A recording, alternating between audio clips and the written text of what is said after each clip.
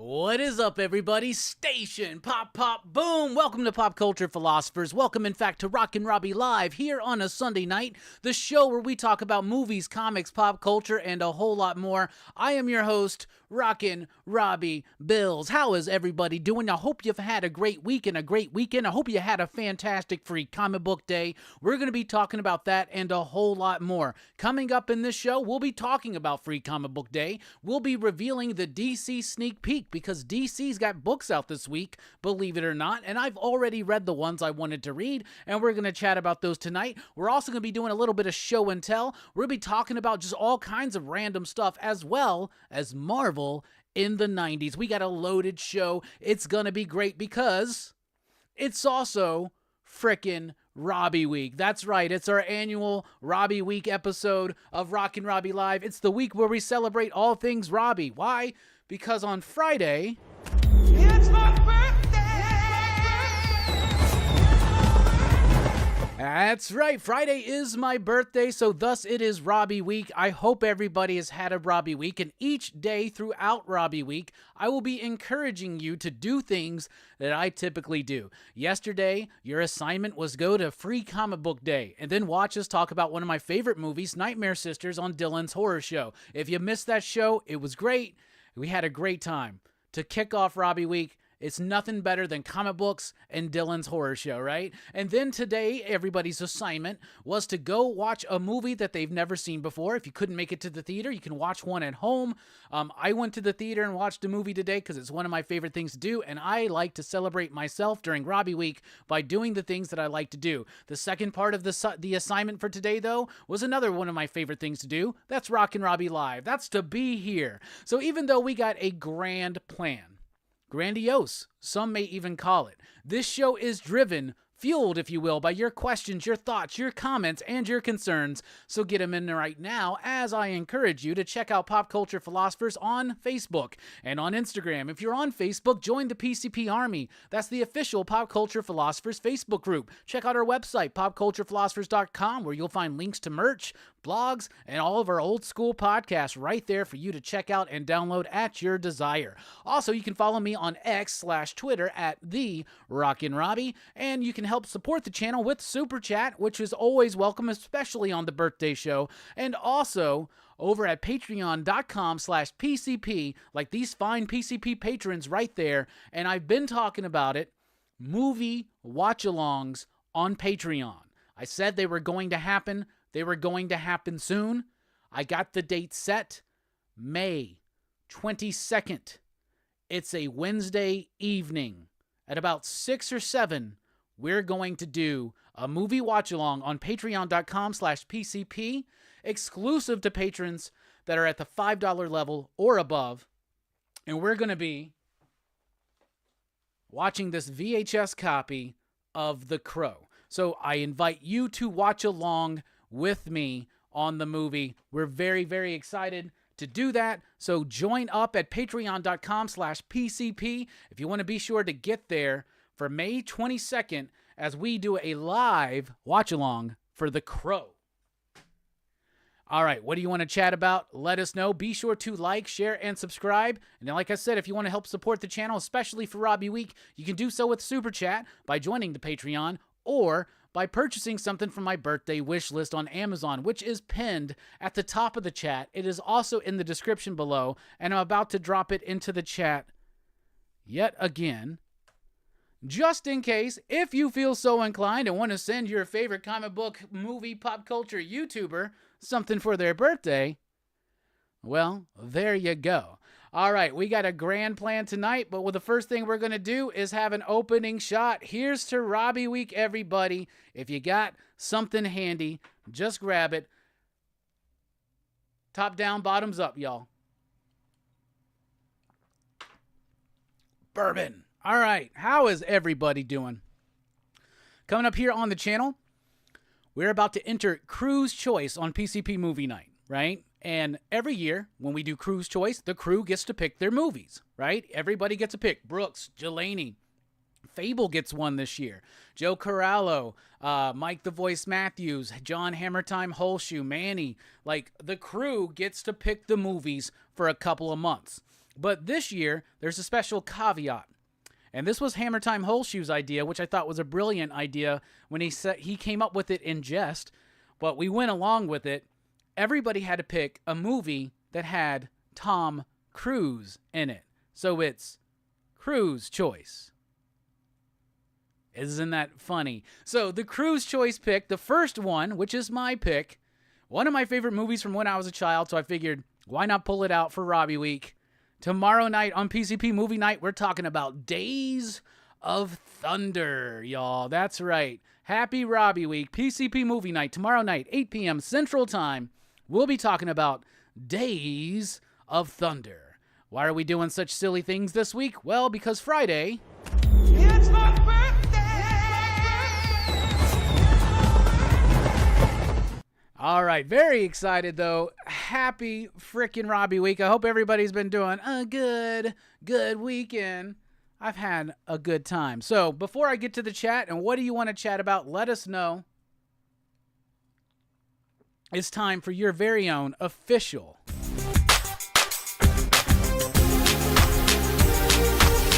First Five. I don't know what the hell that one was. All right, we're going through the Marvel Masterpieces, Series 1 by Joe Jusko. We are on card 61, so we're over halfway through the card set. But coming up, we got Nightmare. Once again, the coolest thing about these cards is the artwork, and then just the backs, the description of the character, the actual comic book first appearance showing the comic book. That's something that's really, really cool. So there's Nightmare. The next card we got, Night Thrasher. My bad. That's Nightcrawler. Sorry, got ahead of myself. There's Nightcrawler. Absolutely amazing card. Could you imagine this? Spray painted or airbrushed on somebody's van? That would be dope as hell. Why is the airbrush on a van one of my favorite bits to do? There's Night Thrasher right there. I believe this is a rookie card. Maybe not. Actually, this isn't a rookie card. The rookie card would have been in the Marvel Series 1, I think. Anyway, Marvel Masterpieces Night Thrasher. This is in the era of New Warriors. I love me some Night Thrasher. Then we've got Nick Fury. Close up on old one-eyed grizzled nose there. Pretty cool stuff. It's a dope Nick Fury. And then we've got Psylocke. Sexy-ass Psylocke right there, y'all. Little T inside A right there. All right, out of these cards, What is the best card? Well, there's a piece inside of me that really wants to pick Psylocke.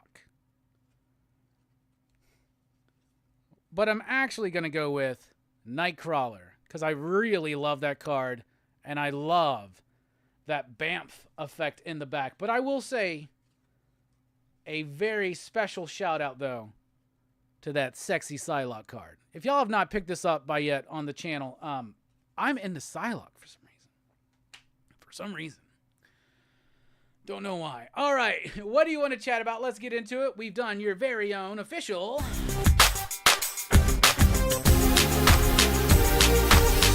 First Five.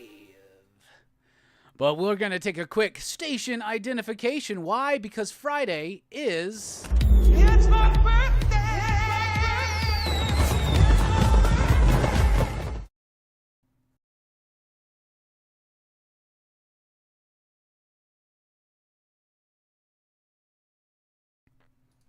All right, we're taking a look at the chat here at this culmination, or not culmination, that would be at the end. What's the word when you're starting something? Aside from just saying starting.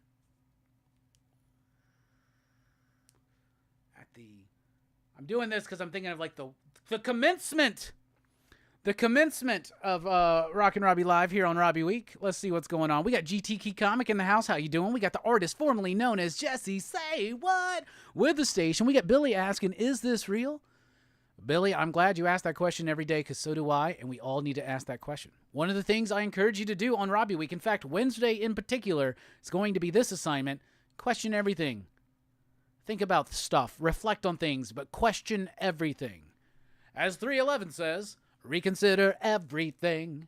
Reconsider everything. Reconsider everything. Reconsider everything. Oh, what's up, Cardstock Variant? How you doing? You don't have to wait any longer. We're live, motherfucker. We're doing it. Hey, there's Hammer Time Holshoe Station, my man. So good to see you. Love you. Cannot wait to see you for some of the Robbie Week festivities. What's up, Sticky Ricky with the station? We got R. Ariaga with the station. Hamburger Basket, hamburger. I would like to buy a hamburger.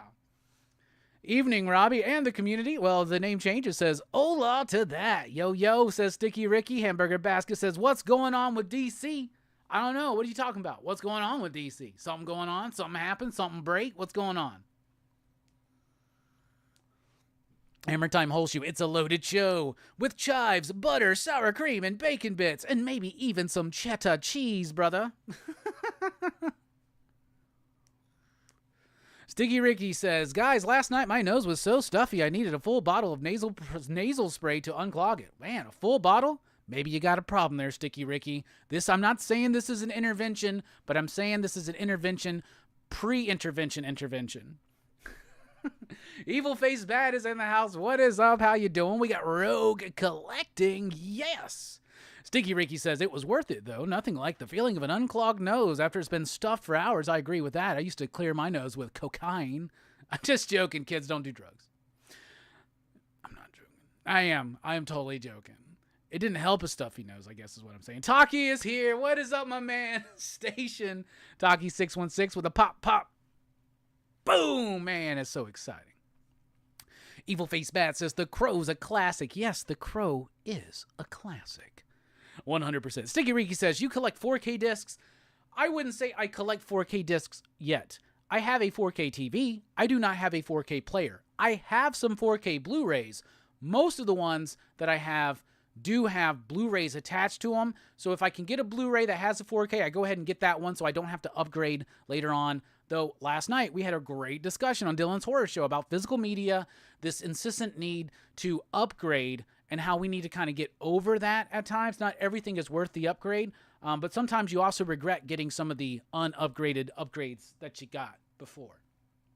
That's a weird way to say that. But anyway, so I don't necessarily collect 4Ks because I don't have a 4K player. If I had a 4K player, that would be all I would buy, pretty much, for the most part. But right now, I'm still just on the Blu-ray trend because I just ain't got the player. Like, I finally reached a point in my life where I said, fuck it, and I had I'm so grateful for it. It was a gift from heaven, from one of the loves of my life, she got me a region-free Blu-ray player. And that has tremendously helped my movie collection because now I can get foreign versions like of Blu-rays that may have better features or other stuff or may not be available in the States or may even be cheaper because they're more expensive in the States or something like that. So, does that answer your question? Taki says, Robbie, did you know that Kendrick beat up Drake all this week? I saw some shit on my socials about it. I don't know what was going on with that. Like, did he physically beat him up? Like, did he meet him at a club and beat the shit out of him? Is this like the Source Award shit back in the 90s? Is this what's going on? I don't know. I am so disconnected from music. I'm so disconnected from music and from pop culture as far as like celebrity pop culture. I don't give a shit about any of that anymore. I used to be into it. I used to be like a part of it, but not a part of it. But I used to be like enamored. Not enamored is the wrong word. I used to be aware of it, more aware of it. So I am aware that some shit went down with him. I'll tell you this though. I don't know much about Kendrick. I guess that's Kendrick Lamar, right? I really don't know much about Kendrick Lamar.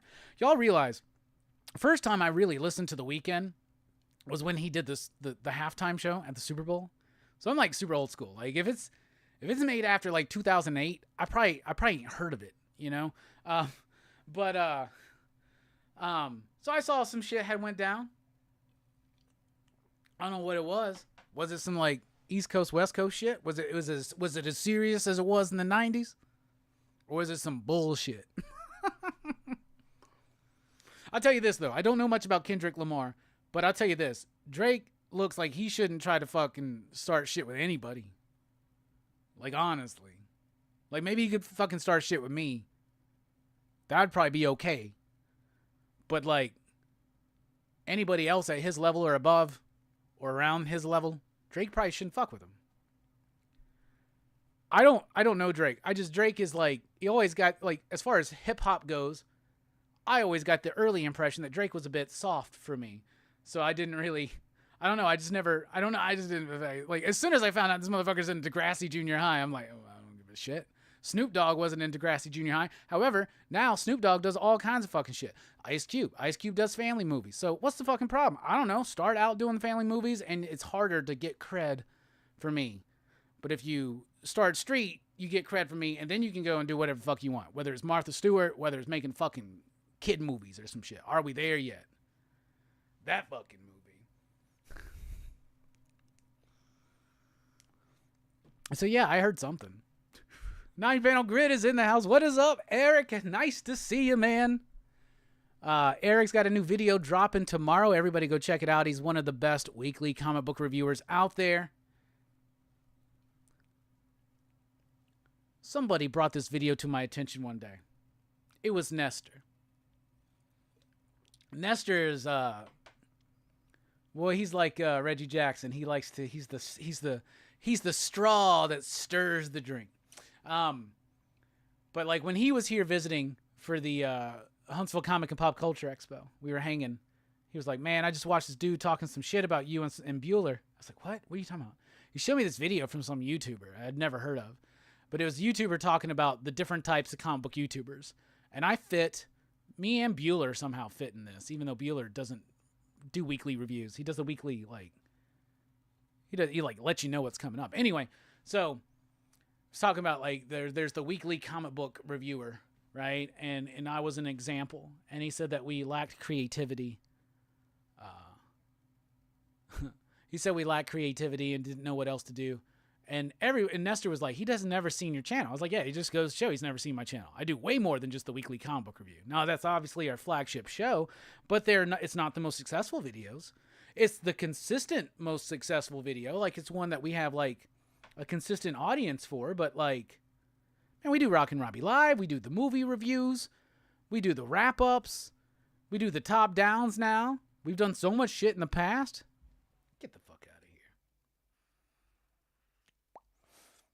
You know what fucking is shitty about YouTube sometimes? Is the YouTubers who their whole fucking platform is a lack of creativity because all they want to do is try to talk shit about the others. Get the fuck out of here. Anyway. Let's chat highbrow graphic novels. What do you recommend? Highbrow? Do you really mean that? Highbrow. Asterios Polyp. Asterios Polyp by David Mazzucchelli. That's highbrow. Yeah, I'll go with that. Asterios Polyp. Highbrow.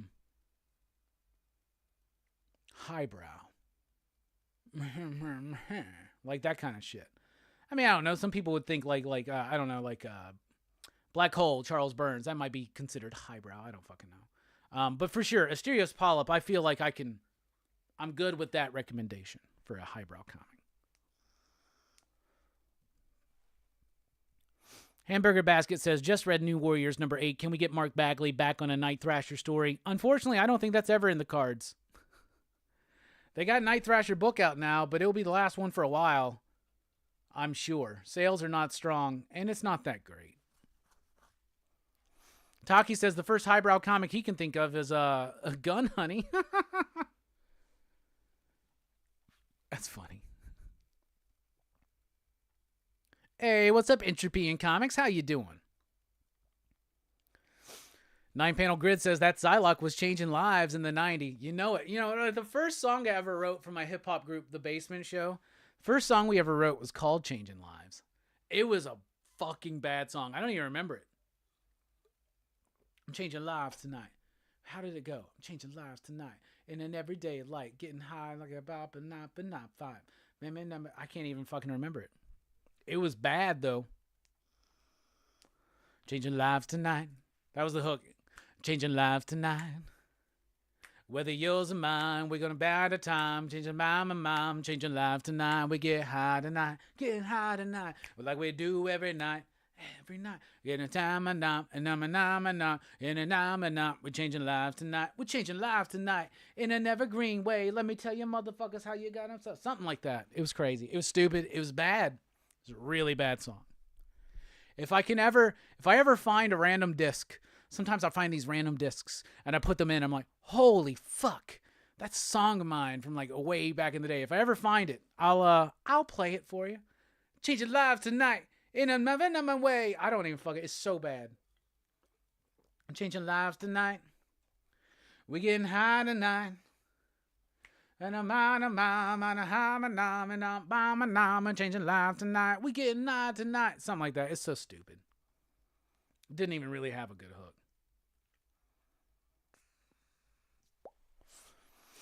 Name Changer says, I finally watched Has Been Hotel. Such a great show with great songs. Have not seen that one. Yo, we got Two Gun Pedro in here. Pew pew. How you doing, my man? I'm going to forgive you for that very low score for Nightmare Sisters last night, by the way. I mean, that's a fucking 5.69 you digs any day. I don't know what you and Dylan and Scarpad were smoking, but you weren't smoking Nightmare Sisters. I'll tell you that, because I've been high on that supply for a long time. You know, we're changing lives tonight with Linnea Quigley, Michelle Bauer, Brink Stevens. I'm in a sing-songy mood. When Robbie is singing, it means he's happy. He's happy because it's his time to shine, time to dine, time to wine. Everybody knows it's fine. There you go. I always imagine if somebody's first Rockin Robbie Live experience, like, what the fuck is that like? You know what I'm saying? Like back in the day, and Jay has the great idea that I should do a react to one of my first live stream. And it would be funny because it'd be like, hey everybody, we're live. I don't know if anybody's in the chat, but let's just talk. We're going to talk about comics and, stuff. Sure it wasn't that bad. Maybe it was. Oh, Two Gun Pedro throwing out the Nightmare Sisters review with Rockin Robbie for Robbie Week. Kicking off, everybody know what's the deal. Thank you so much for that. Taki says, I feel you, Rockin Robbie. The first time I listened to The Weeknd was Miss Marvel. Get the fuck out of here. Taki says, Snoop was on trial for murder. Martha Stewart went to jail. Drake got a chicken sandwich rather than tuna.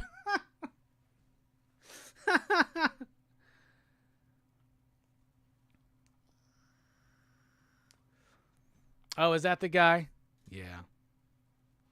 That's what happens. Hammer Time says, when you said talk shit about The Others, I thought you meant the film The Others because it's pretty dope. Don't worry. I got a stack of show and tell over there in which that is included. And even though, Hammer Time, it was a Christmas present, you weren't supposed to give me a Christmas present because of your graciousness during Scarefest. So I'm going to count that as my birthday present. So boom. You're done. You have no fucking... You have no responsibilities anymore. Yeah, it's Chris Ware. Yeah. Eric says, I second Asterios Polyp. Check out some Chris Ware work, too. A lot of people like Jimmy Corrigan, Smartest Kid on Earth, or whatever the fuck it's called. Rusty Brown, though, is a really good one. Also, I mean, I don't know if people would consider this highbrow. I guess some people do. But Daniel Klaus, like, get the complete 8-ball. It's lowbrow, highbrow. Asterios Polyp, though, is one of the greatest comics of all time. I didn't even know about that book until Dennis Camp told me. Dennis Camp told me and Brian about that book the first time we ever had him on the channel. Anybody check out Dennis Camp's work in Free Comic Book Day? He was the Ultimates writer in the Ultimates book. If you checked it out, let me know what you thought. Biggest work of his career. So proud of that man. Dennis Camp is a fucking brilliant individual, and I cannot wait for more people to read his work. And if you want to read some Dennis Camp, check out 20th Century Men, Agent of World, and Maxwell's Demons. Also, if you remember the Ice Cream Man Quarantine Special, he had a story in that one.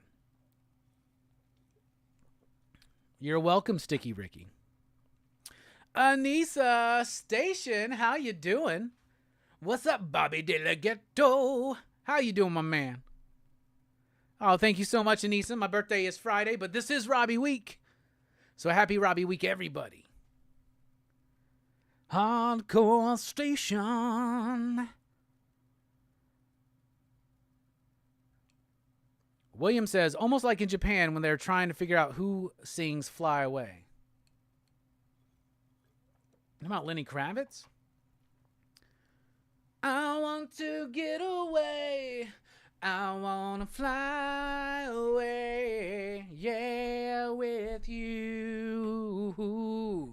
I want to get away. I want to fly away. Yeah, with you. I'm in a singing mood. Super chats lead to more singing. Come on, y'all. Send some birthday love. Jay says, hell yes. Tuned in at the right time. Yes, you did, my man. Station, dude. It's good to see you.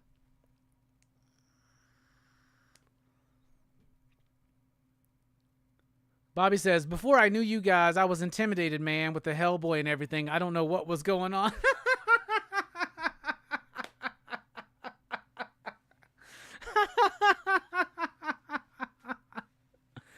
Hell fucking yeah. Ariaga says, I started on the pandemic years, so everyone was weird and online, so I guess it was just the same all around. Hey, today's Bobby's mom's birthday. Station, Mama Ghetto, Mama de la Ghetto. And Taki with the generous super chat. Did Bobby summon Hellboy? Yes, he sure fucking did. Thank you so much for that, bro. Really helps support the channel. It makes me feel like you love me.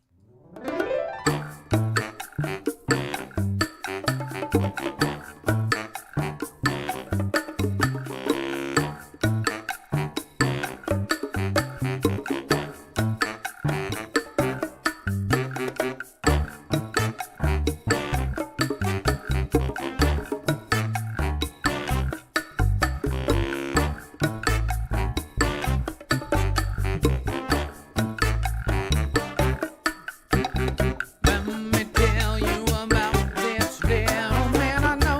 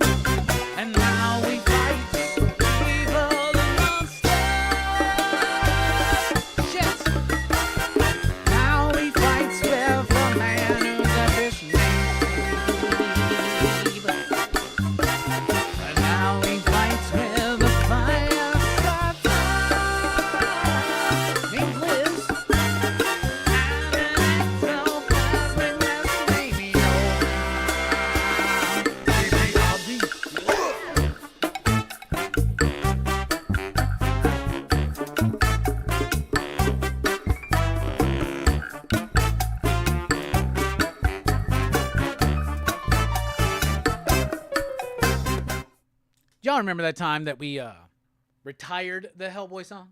How the fuck did y'all ever let me get away with that shit? You know what I'm saying? It worked, though. Y'all brought it right back. I was like, do they really like this Hellboy song bit? If we got rid of it, would they be okay, or would they be want it back? Now y'all want it back. Now you got it. With every super chat tonight also comes with Robbie's future karaoke endeavors. I want to perform a song, and I want you to let me know if you think I could karaoke this song. Sound good? I want to put the lyrics on the screen for me just in case, but I should, fuck the lyrics. I think I got this on my own. You right? A decade ago, I never thought I would be at 23 on the verge of spontaneous combustion. Woe was me.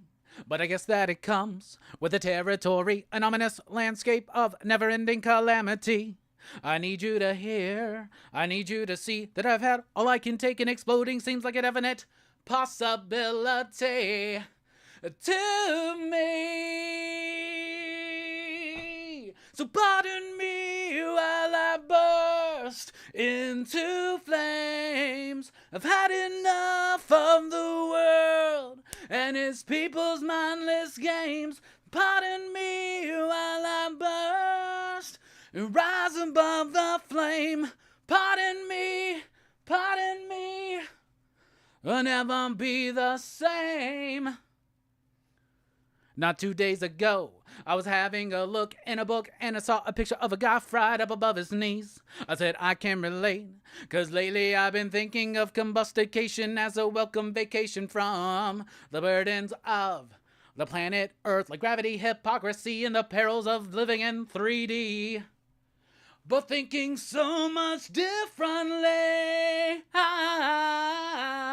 Pardon me while I burst into flames. I've had enough of the world and its people's mindless games. Pardon me while I burn and rise above the flames. Pardon me, I'll never be the same. Never be the same. Yeah. What do y'all think? Can I karaoke that song? You let me know, and I'll let you know. All right, went to the movies today. One of my favorite things to do is go to the movie theater. So I went to the movie theater today to celebrate Robbie Week. This week, I am intentionally doing everything that I love to do, which is kind of what I do most weeks. Live your life the way you want to. All right, so I watched Abigail today. And I was going to go see The Fall Guy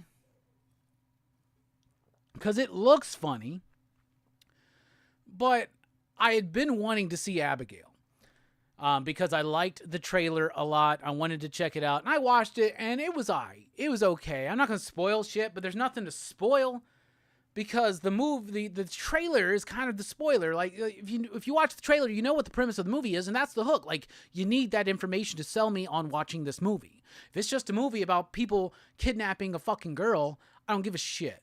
But with the twist, that makes it exciting. The problem is, the marketing didn't market like... the marketing did a good job, honestly.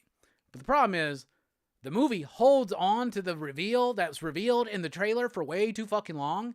It's also an hour and like 50 minutes. So it is about like 10 to 15, if not 20 minutes too long. This movie needs to be tight. Needed to be tighter. And it would have worked. It doesn't. Here's the problem. It does have some tonal clash because it is very comedic in parts. And this movie should have leaned into more of the comedy and less of the drama. It tries too hard with the drama. And some of the bits that are funny wind up just running too long. You know what I'm saying? So it's a little bit bloated in the middle of the movie. There's a really good hour-and-a-half version of this film that is quick, that is punchy, that is funny. There's a lot of funny shit in this movie. There's a lot of great gnarly gore.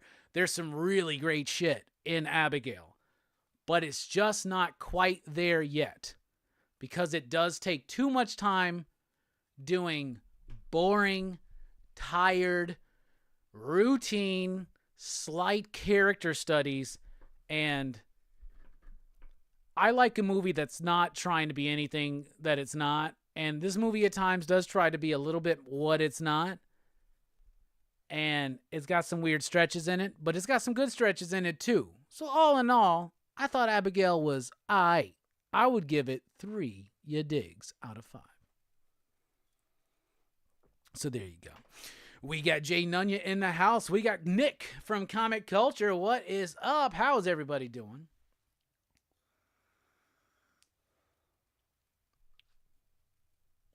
So nobody said that I should karaoke. Pardon me. All right. I will not do that then. Thank you. Frankenfrog just said something incubus. Retire the Hellboy song. Retire these nuts. Abigail is a vampire movie, but they really hold on to that way too fucking long. In the movie, when you already know it. Like, you already know. It just could have been, there's a lot of potential in Abigail. It just didn't quite reach it. Abigail comes out Tuesday for on-demand and download. Well, I'm very much glad then that I watched it because I wanted to see it in the theater. And the crowd was still, it was a good crowd, actually. So a lot of people were watching this. A lot of parents with their kids. So I'm viewing it that way, too. Like, so it's like, it's a horror movie that's kind of okay for kids. I think Megan was one of those, right? I never watched it. Talking about Megan, though, I have been watching Chucky season fucking 3, and I'm 1 episode from being complete. Chucky season 3 is fucking baller. Chucky season 3 rocks.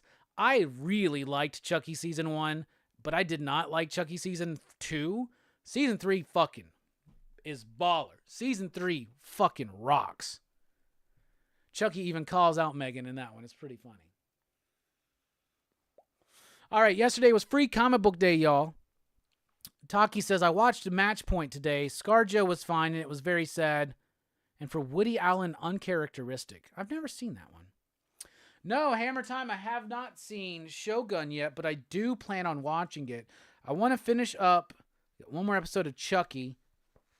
And I wanted to finish that and maybe get through X-Men 97 because I stalled out on that. But this week, I stalled out on X-Men 97, but this week I did watch the 3rd episode because I only watched the first 2 episodes. I watched the 3rd episode, which was the Goblin Queen episode, and loved it. Loved it.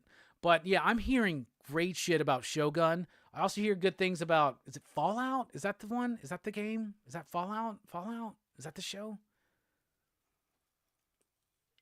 Rex and them over at Dynamite want me to watch Fallout, but I don't know. But Shogun's what I really want to watch Shogun. So 1 more episode of Chucky, and then I'll probably jump into Shogun. But I don't have too much time to watch a lot of television because I read and I watch the movies and shit like that. But I hear it's really good. It has your approval, right, John?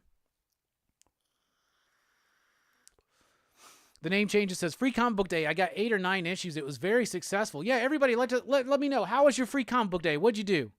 What was going on? Bobby De Leghetto says, I helped out at my local comic shop Free Comic Book Day. Great time. Hell yeah. Taki says, there is a dubbed version of Shogun. Hard to dedicate the time with the subtitles. I don't mind subtitles. Hey, we got Blood Splatter Chatter here. Station, Verno. How you doing? Sledhead up in the house. What is up? Fallout's based on the video, so it is Fallout. All right. Fallout should be, all right, would watch that. All right. John says, yeah, Fallout is good and based on the game of the same name.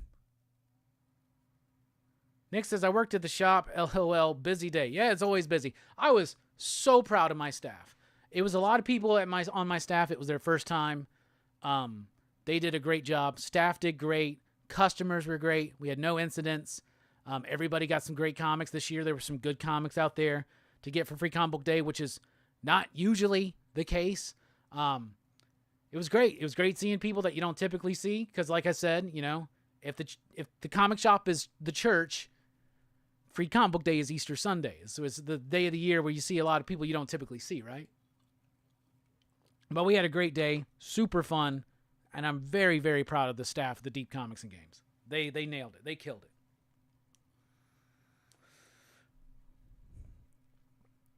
Scooped up a buttload of Hellboy issues, says Deo. Hell yeah.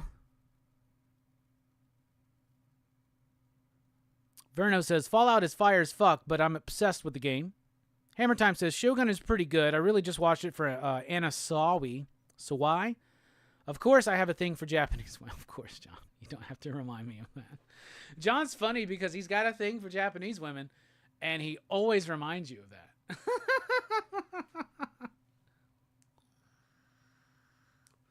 Sledhead says, had to work this weekend. No free comic book day for me. I'll see what leftovers they got. Andrew says, I was so annoyed at all the limitations from all the comic shops. I could only pick up 12 of them. That's not too bad of a limitation. We have limitations at our shop. Because otherwise, you would have people coming up there trying to snatch up like fucking every... Like, you would literally have people try to grab up like 20 copies of the fucking... the Ultra Duck or whatever. You know what I'm saying? So... I understand limitations, because remember this, the comic shops still have to pay for that shit. It's maybe free comic book day, but it's not free for the shops. Now, they are a significantly reduced cost, but I think if you got 12 of them, you got a good hearty one right there. At my shop, for instance, we give everybody 3 free comics. You get picked 3 of them. You get 5 more if you buy something. But if you're a kid... or if you're a customer, like a regular or a box subscriber, we don't give a shit. Grab one of each. We don't give a shit. That's how we are. That's how we do it. But we also want to make sure everybody gets a chance to get something, you know, so we don't want to run out like 2 hours in. But we order pretty heavy on Free Comic Book Day. I don't know. We're always left with stuff for like a couple days after.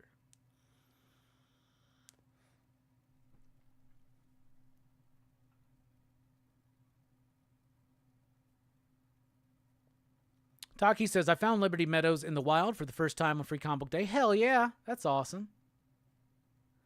William says, Godzilla -1 is up to download. Oh, shit. Now I can probably watch it. Taki says, I hope they cast Anna Sawai as Dr. Afra. Andrew says, I just wanted one of each. See, like at my shop, like you're one of our regular customers, you would have gotten one of each. But Nick's right. 12 limit is better than average.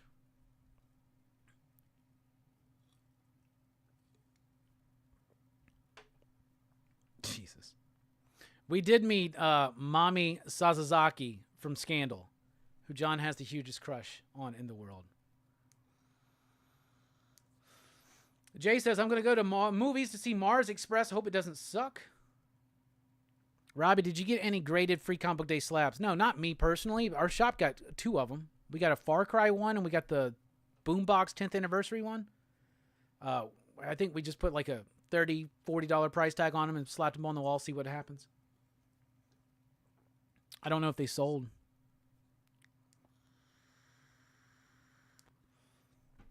But I already talked about some of these books last week, so we'll just kind of run through this. But this is my Free Comic Book Day haul. Absolute Power, which makes more sense after reading this upcoming week's Batman. But it's fine. It's just a nice little tease into the Absolute Power event. A nice little tease. I don't know if it would have teased anybody that's not been following or already excited about DC and their continuity and where they're building into. But it does a good job of just kind of like introducing you to the concept and the characters. The Blood Hunt. I read this before I read Blood Hunt #1. I enjoyed Blood Hunt #1, in particular the Red Band edition, but it wasn't the greatest #1 event I've ever read. I thought that this was weak when I read it at first. Now it's kind of been recontextualized a little bit. It makes a little bit more sense, but I don't know if this pulls people in. The X-Men story at the back was all right. I thought it was fine. Then we got the Spider-Man Ultimate Universe one. Spider-Man story I thought was lame as hell. Did not like it. Reminded me of every reason why I quit reading Spider-Man.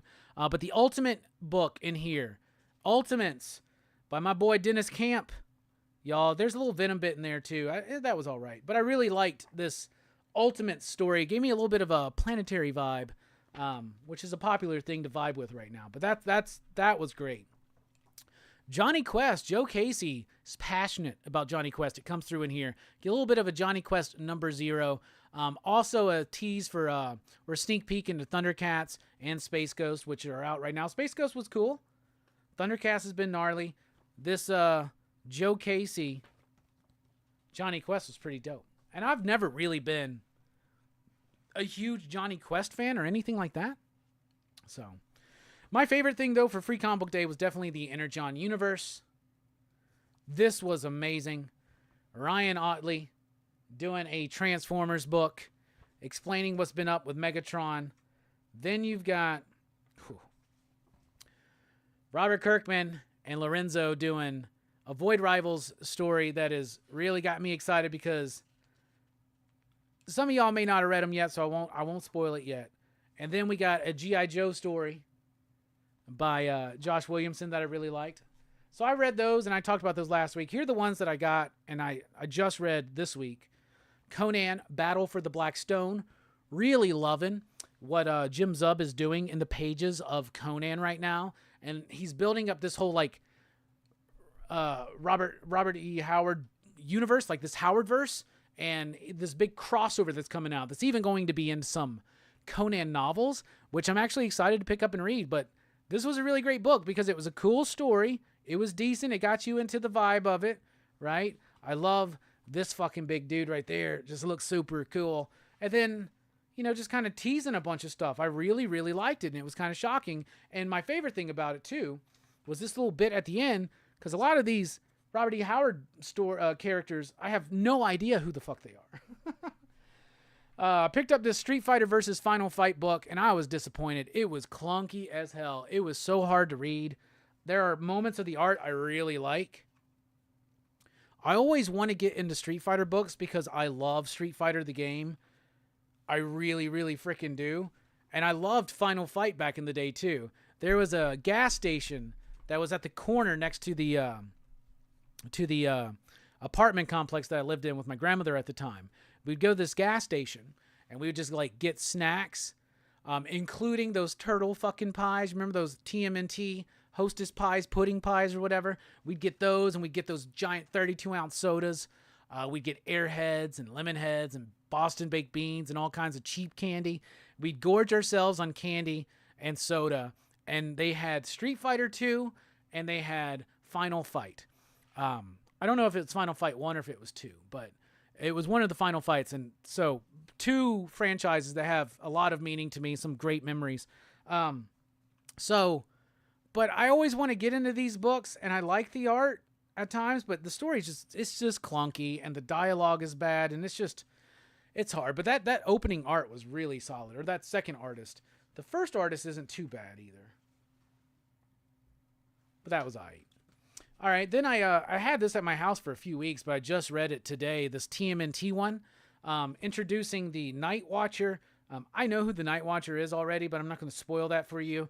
But I haven't been reading the Turtles books. The new Turtle books pick up a year after the events of 150, and I really kind of like the setup. The idea that there's been this mutagen bomb that went off and mutated a bunch of people. So I'm down for the Night Watcher. Like, I'm excited for that. Then there was just this nice little Splinter's Day Off thing at the back where he gets rid of all the kids so that he can play video games and cause a bunch of commotion in the lair. So that was a cool, fun, little charming book. Then I read this I Lie Popeye from Massive. I've had a lot of, this has probably been the Massive book that has had the most hype behind it at my shop that I've ever seen. We'll have the original, like, was it E.C. Seeger? Is it E.C. Seeger? E.H. Seeger? But we have some of the original, like, Popeye strips and stuff there, and hardly anybody ever buys them, right? But people are really excited for this one, so I was excited to check it out. And it's an interesting story. It's basically, what's up with Popeye's missing eye, right? Where is his missing eye? And how is it tied to this, like, mystical thing? So, like, people are telling stories about how Popeye lost his eye, but nobody really knows the story. And then this, like, these crazy, like, sea witches or something come up to take it or something. It was all right. It was decent. Here's the problem. Who fucking lettered this book? There is not a letterer credited. Maybe Marcus Williams did it. There is not a letterer credited. The lettering in this book blows. It is so fucking small, y'all. Look at that. It is small. And, like, I'm not trying to, like, weird stretch. I could read it. I could see it. But You really got to take it. Look how small that fucking lettering is, y'all. That's like footnote size. It is ridiculous how small the lettering is on this. Like, it's just, the art was fine. The art was dynamic. I liked the colors. I liked the idea of the story. This lettering blows. You got to get better than that. Some of your readers cannot, literally cannot see that. Literally cannot see that. Then I got this Hellboy one. It has this Stranger Things story at the back that I tried to start reading, and then I just dipped out of it. I just wasn't into it. But the Hellboy story was all right. It's not the greatest Hellboy story I ever read, but it is one of those things that just kind of gives you the quick flow of a Hellboy story. Kind of like, it's showing him in the 80s. He comes across this witch, and he sees visions of some of the things he's yet to learn, or some of the things he has learned, or some of the things that are going to happen. And it was all right. It's always nice, though, when we get a Hellboy story. But here's my biggest surprise of Free Comic Book Day. My biggest surprise of Free Comic Book Day was this Flash Gordon #0. Now, I knew that Mad Cave was taking over Flash Gordon. I like the movie, but I don't have much of a connection to Flash Gordon outside of that, right? But I have homies, Brian, my buddy, why am I blanking on your name, brother? Carl? Jesus Christ. I know people that are huge Flash Gordon fans. And one of the cool things about Mad Cave getting the license for Flash Gordon is they're releasing, a lot of like old school stuff, like the 87 Defenders of the Earth and the Sunday strips and all that shit. This was really surprising. I started reading this and I was like, this seems silly and kind of dumb. But then by the end of it, what a fucking crazy direction for a Flash Gordon story that I'm here for. Like 100%. I really enjoyed this. The basic premise is Ming thinks that he kills Flash Gordon, but it's actually, there's more than meets the eye there. And I am not going to spoil the ending of this, but if you got a hold of this, it has a crazy, bold ending that is setting up a very, very interesting Flash Gordon story. So, yeah, that's what I thought. I mean, it was definitely, for me, it was Energon Universe, it was Flash Gordon, Johnny Quest, Conan, and then the Ultimates. Those were the ones I thought were must-reads for Free Comic Book Day. Take a look at the chat here. Taki says, Free Comic Book Day slab should be cracked ASAP. Jay Nunya says, Godzilla -1 was dope in black and white. I don't think I want to see it in color. Bobby says, I like the Mad Book. Yeah, I did not pick up the Mad Book. I needed to grab one of those. I thought I had grabbed one and put it in my stack, but I didn't. John says, Godzilla -1 is so good. Picking up next week on Blu-ray while I'm in Japan. Hell yeah. Jay says, Energon be making me broke. Deo says, Zub has been killing it. Hell yeah. Jay Nunya says, those Street Fighter comics love to show Chun-Li's crotch all the time. That's why I want to get into them. But I just wish they had a better story and they were written better. Maybe I should apply at Udon as a writer. See what happens. All of a sudden, Robbie's like, sorry, guys, less live streams. I got a Street Fighter fucking comic to write, and I got to write in how they're going to show Chun-Li's crotch this time. And Cammy's ass. And Ken's abs.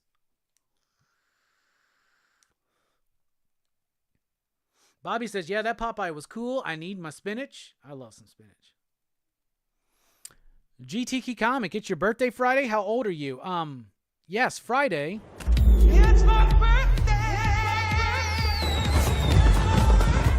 And I will be 43 on Friday, so I need all the help I can get. Super chats, Hellboy songs. There's a Amazon wish list put up there at the top of the chat if you want to buy me a present. But all the support we need is y'all just being here. But yeah, Friday's my birthday. I'm 40 fucking 3. Lorena says, I made sure to get a copy of Popeye. Will definitely need some glasses. Name Changes says, missed Hellboy, though. That sucks. Name Changes says, I definitely got Flash Gordon. Jay says, Mad Cave coming up in the world. Yeah, their Dick Tracy book was really good, too. They got some licenses. They're going to try to make it work. Bobby says, I want to get into Chung Lee's crotch. Sledhead says, not enough Zangief bulge.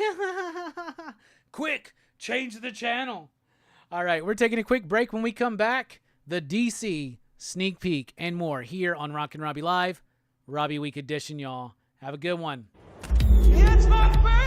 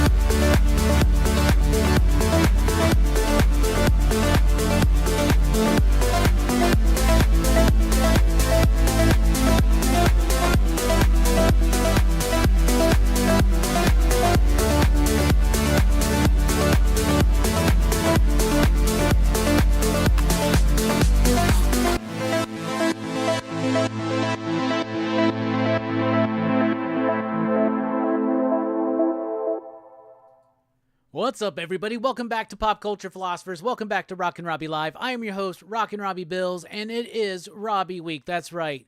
Friday. It's my birthday.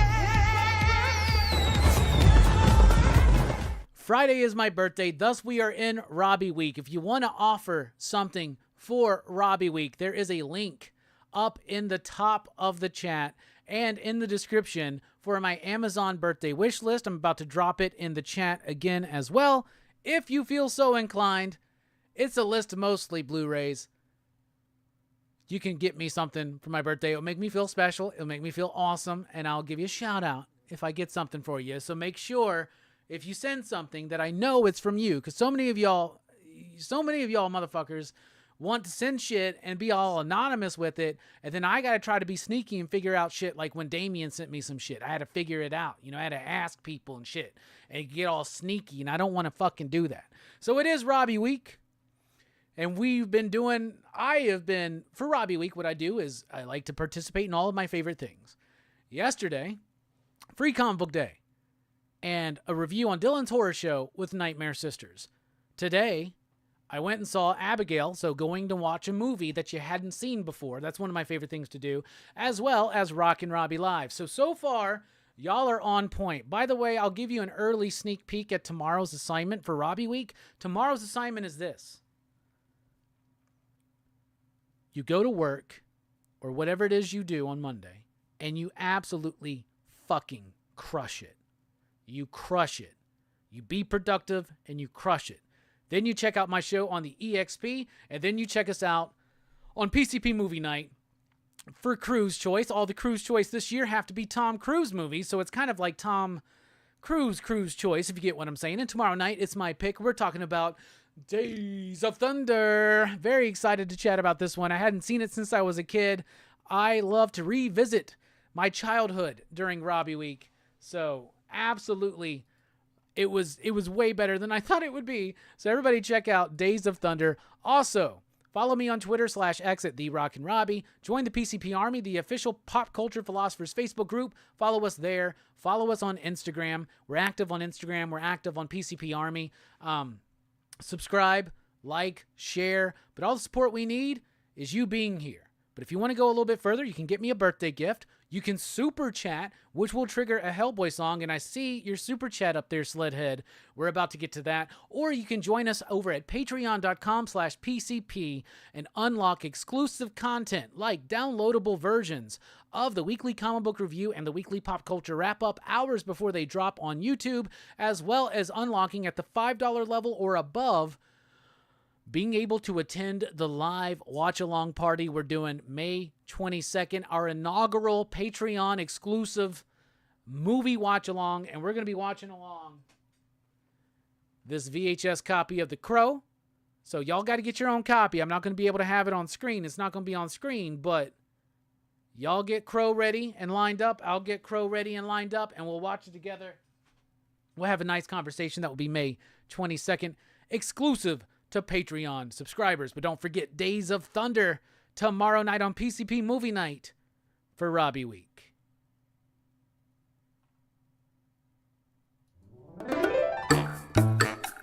I see you up there, Sledhead.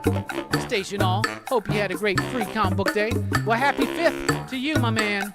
Let's celebrate Sledhead's 5th Super on a live stream. Just in time for Robbie Week. Sledhead, I've really appreciated the support you've been lending to this channel. It helps keep the lights on, helps keep us alive, helps keep the shots flowing. You know? Let me tell you about this little man I know. His name is Hellboy. He was sent to the earth some long time ago to save it or destroy. Brought to this earth by Rasputin, son of a demon, and I'm not a fool. Have a sex with the demon, but was raised by Professor Broom. And now he fights people love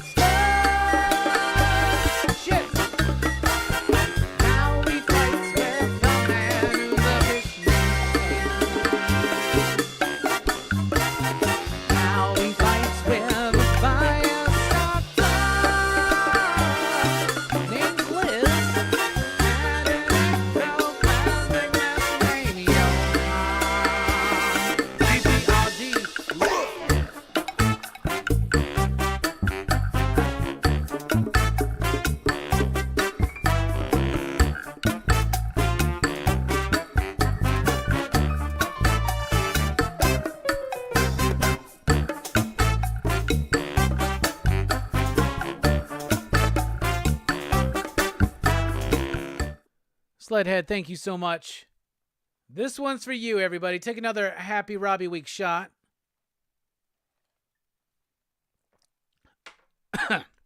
Bourbon. Good. Bourbon, good. Bourbon, good. And if you would rather partake of the herb, now's your time. Though you don't need me to tell you to do, what you do, when you do what you do.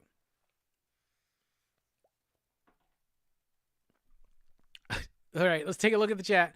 Yo, Chad, what is up? Station 90.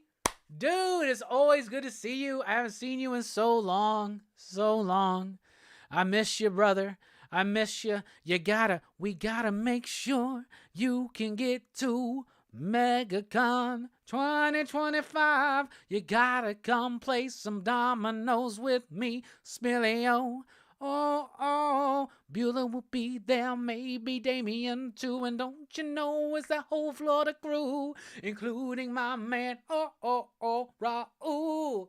Halea coming, bro. Come on, man, we got to get you to MegaCon. Hang out with us, brother. Sledhead encourages everybody to gently caress that like button. John, if you don't work, just be, like I said, whatever you do, be as productive as possible. Be very productive tomorrow. I know you got to get ready for your trip to Japan. Get some shit done that you've been procrastinating. Be productive tomorrow. I guess for you, that means build a fucking fence. Stu, what is up? Station, my man. Station, all you amazing folks in the chat. Yeah, Sledhead says, crush your day off. Yeah, there you go. If that's your plan, be productive on your day off as far as fucking relax, man. John's been relaxing, though. He's been relaxing a lot. John is a gentleman of leisure right now. Bobby says, I don't want to go to work, and I just want to be sedated, my man. Let's do it.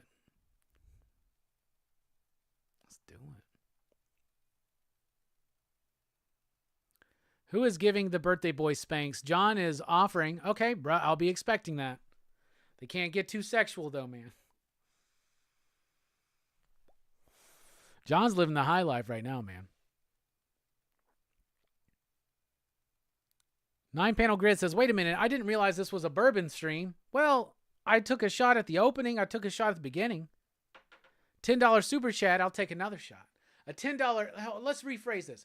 A $10, you can buy me a shot for my birthday if you want. It'll be $10. That includes tip. Next year is the year. I've been planning with Hylia. Hell yeah, dude. I'm so excited, man. I cannot wait to hang out with you. I miss you, brother. What's up, Brian A? How you doing? Rasputin up in the motherfucker. Yeah, we got Glenn in the house. Yeah, happy birthday week. That's right, because Friday. It's my birthday! I just love playing that thing so much. I wish I had like the whole song. I could play the whole song and just dance to it. That would be so much fucking fun. So much fun. So I already alluded to this, right? I alluded to this, and I did watch X-Men 97 episode 3, which is the Goblin Queen episode. I watched episode 1 and 2 when it first debuted. I didn't really like it. I talked about it here on the channel. I didn't really like it that much, right? And everybody's been telling me, Strick in particular, is like, man, you gotta watch it. You gotta fucking watch it. Whatever. So the other day, I like, well, you know what? I got like 30 minutes. Let me watch the next episode. And it was the Goblin Queen episode. It's fucking awesome. It was fucking awesome. It was amazing. It was so good. Madeline was so badass. The colors were so fucking vibrant. That popped so much. It had so much tragedy to it that for the first time in my life, I'm literally getting emotional at the idea of them having to send this fucking baby into the future and knowing the horrible life they're getting. Like, it's fucking getting to me. What the fuck? Does it maintain that level, y'all? Does X-Men 97 maintain that level? Because episode 3, the Goblin Queen episode, fucking rocked. Holy cow, that was good. That was some good shit. And we got another super chat from Taki. H2O. H2O is one of the greatest Halloween films, in my opinion. Halloween H2O, 20 years later. Jamie Lee Curtis, Josh Hartnett, LL Cool J. Can never remember the dude's name. I call him fake George Clooney. George Clooney light. Alan something maybe? I don't remember. That's a great movie. Anyway, thank you so much, Taki. I really do appreciate it.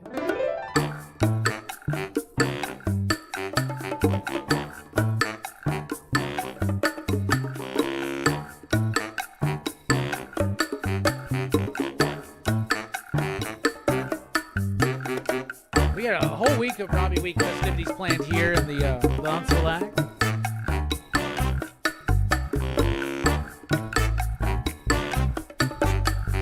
It'll be a fun week. It's for you, Taki. Let me tell you about this little man I know. His name is Hellboy. He was sent to the earth only to stop the one that's known as Mario. Whoa! Mario and Rambo coming through your town. Don't you know they're gonna come around and shake the pound every day? They're gonna release all the dogs in the pound. It's gonna be like pound puppies with rabies, yeah. It's gonna come around and bite off your face now. Shit. Pound puppies are slaying this day.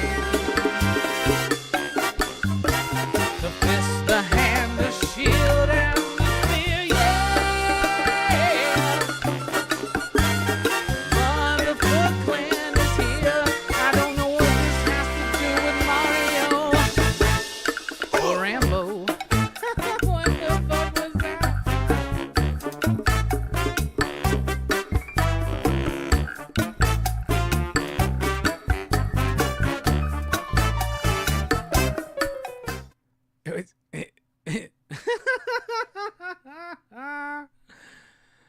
Oh my God. Let me look up something. I don't know what that was. Sometimes the spirit just moves me.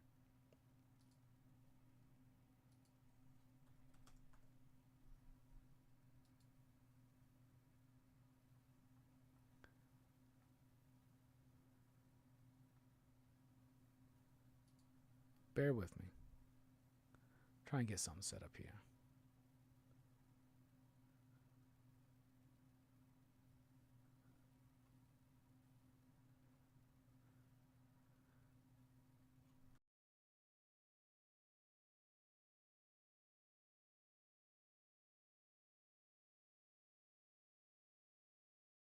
This is for Taki.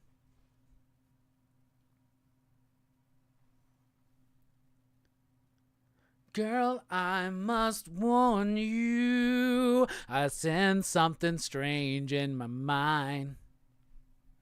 Situation is serious. Let's cure it 'cause we're running out of time.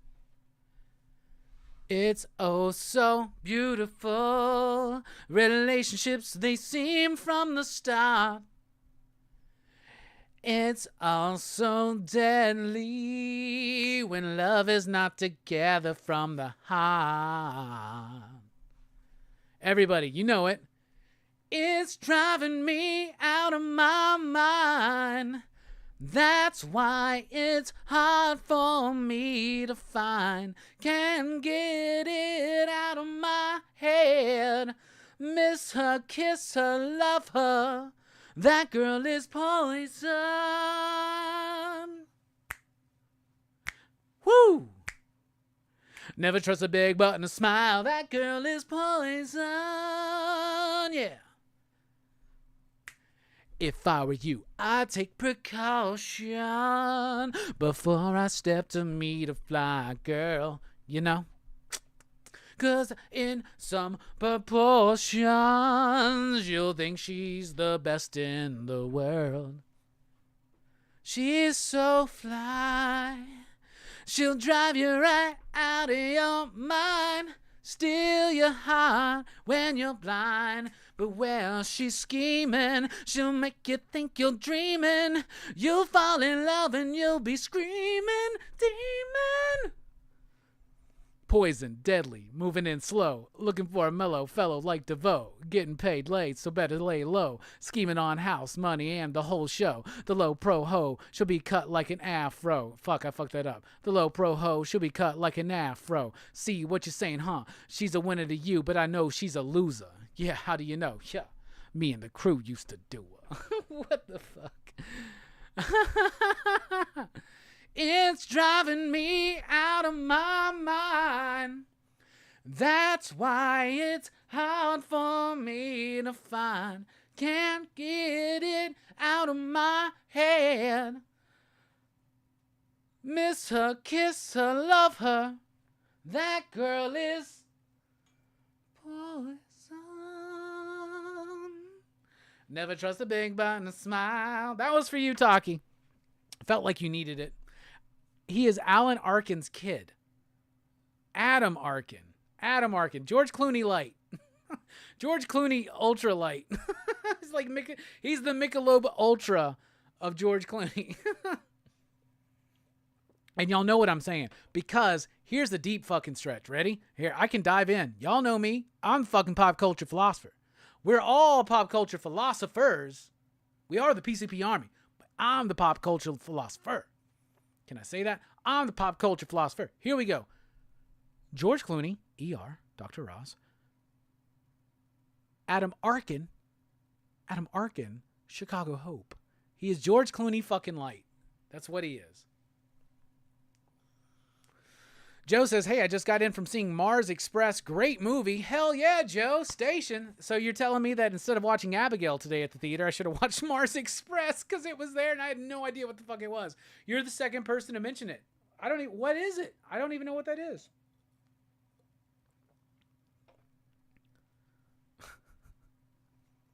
Glad you showed up for my rendition of Belle Biv DeVoe, Joe. George Clooney if you order from Wish or Temu. So somebody was telling me that X-Men does maintain that quality. X-Men 97 just gets better and better. This is 9-panel grid. All right, Eric. I mean, you got good taste. I can trust you. We've chatted about comics. We've chatted about comics over beers and burgers. We can do this. Animated sci-fi noir French film. Goddamn, Joe, that movie sounds like it was made for you specifically, man. No shit. Y'all have to check that out. It was playing at my theater. I didn't even know what it was though. I went and saw fucking Abigail. I mean, there are parts of it I liked, Joe, but it definitely was a little bloated in the middle.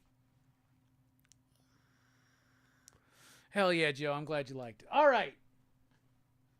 Believe it or not, DC's got books out this week. I've read them. Here's what I think about them. It's your DC sneak peek. All right, we got Shazam issue number 11. Mark Waid, Dan Mora, they're off this title. How long will we stay on the title? Well, at least another issue for me. I did enjoy this issue, though it does get, it does start getting a little after school special-y. Like, just a little bit. And not that that's a problem. I'm cool with superhero melodrama, but don't talk down to the audience. And also, just don't be so fucking on the nose with everything. Like, some things can, like, have a nuance. But it was still funny. And it was still a cute, charming issue that I did enjoy. Lupacino's artwork was great. Campbell's story was solid.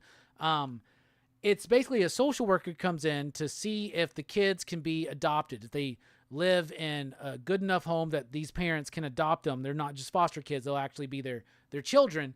And, of course, in the house of Shazam, everything goes wild and crazy. So it was all right. It was good and solid. I got a comment recently on the Weekly Comic Book Review. I wish we had grades. I would grade that a 3 out of 5. Poison Ivy, issue number 22.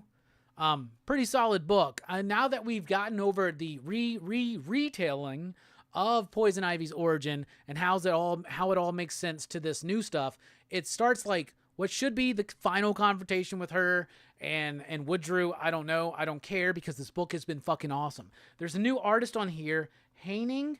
Not familiar with their work, but like it freaking works. Let me show you one gnarly ass like panel right there. Y'all see that? That's some dope shit. I really like this. Poison Ivy levels up, really, 100%. I'm loving the character work that's being done with Pamela in this book. I'm loving how they're going with these like gritty, organic in texture kind of artists. I'm loving this run. Who would have thought? 22 issues in, one of DC's best comics is Poison Ivy. I would give that a 4 out of 5. Kneel Before Zod, issue number 5, y'all. Joe Casey is doing the Lord's work. Joe Casey is writing right now the best book in the Superman family, and it's Kneel Before Zod. Zod has had everything stripped away from him, and in this issue, when he's up against being captured, held captive by forces that should be stronger than him, this dude, through a story delving into his past, that parallels into the story of him rising above from nothing and taking it all over again. Zod is DC's Dr. Doom. There's this idea, it's a wrong idea, that Lex Luthor is DC's Dr. Doom. And that fits to a certain point. But honestly, especially after reading this issue, y'all, by the way, I asked Joe Casey, I was like, can you do me one favor? Can you take away that stupid ass beard? And he just laughed and said, done. I'm going to show you this. Zod has been captured, burned the fuck alive, and captured by this alien race. And he wakes the fuck up. Well, more than his beard is gone, but he wakes the fuck up and just starts tearing ass through this fuck. Zod is so badass. Zod is the Doom of the fucking DC universe. And Joe Casey is telling us why. And Dan McDade, I believe, or is it Dave McDade? Who's the artist on this? It is so fucking good, y'all. Not enough people are reading this book. I promise you. This book is awesome. Dan McDade. Jesus. This might be my favorite DC book I read this week. All right, then we got Batman 147. I'm starting to get bored with this. Now, this does lead directly into the Absolute Power Free Comic Book Day special. It builds up some of that. It makes that make a little bit more sense. Jorge Jimenez is here on the artwork, but he's not being allowed to do super kinetic stuff. I mean, actually, he is being allowed to do super kinetic stuff. It's all right. There's elements of this that are all right. Now that I'm talking about it, trying to criticize it, now I'm liking it more. It's got some dynamic moments where Jorge's artwork shines. A lot of the story, though, it's just kind of like running through the motions, building up certain bits. I don't know, man. I don't know what it is. I feel disconnected from it right now. I feel disconnected from this Batman run. I don't feel hooked into it. I like the failsafe stuff. The book's been inconsistent. It's been up and down, and that's wearing thin on me now. And I think now that maybe we realize that all this is, and I love that DC is actually building these threads in their individual stories to build up into absolute power. That's great, because that's not what Bloodhunt did. Like, yeah, Jed McKay may have like spread some shit in on fucking, there is some stuff maybe from Moon Knight. There is some stuff in Blade, but not stuff that feels like DC right now, where you feel like so much of this shit is leaning into this one direction. But that being said, it's an okay book, but I do feel a little bit disconnected. All right, we got a new one from DC, though, from DC Black Label, The Boy Wonder. This is by Junie Baugh, I believe, and Chris O'Halloran on the coloring. Fucking loved this book. Great sense of design. I've seen this cat's artwork before. He was on the, he was the writer and artist, I believe, on the TMNT Free Comic Book Day, the Night Watcher bit. But this is a Damian story that's not set in continuity, but what it is I don't know how many issues this is, but it would make sense if it was 3 or 4. It's the story of Damian how he compares himself to the other Robins. In particular, in this one, it's Dick Grayson. The art is great. It's got a great sense of storytelling and graphic structure and composition. And Chris O'Halloran's coloring is amazing. He is the colorist of Ice Cream Man. I really enjoyed this. It was a great look into Damian Wayne and how he identifies through the lens of seeing the other Robins. It's a story that's been done before, but it hasn't been done with this much style. And I really love the artwork here. Some people may not like it, think it's a little cartoony, a little simplistic. But y'all, look at that. And look at that coloring. Some of the best coloring you're going to see in a DC book this week belongs there. So let's recap. Batman, something's lacking here, but I do enjoy how it's helping tie all the DC stuff into absolute power. Shazam, charming, but a little bit on the nose. Poison Ivy continues to just be one of the best books out there. Kneel Before Zod, though, is the best book I read this week from DC. This book was amazing. Zod is the Doctor Doom of the DC Universe. Joe Casey is proving why. And then Boy Wonder, really liked it. Liked it a lot. If you're a Damian Wayne fan, if you're a Robin fan, I would encourage you to check that out. That has been your DC Sneak Peek.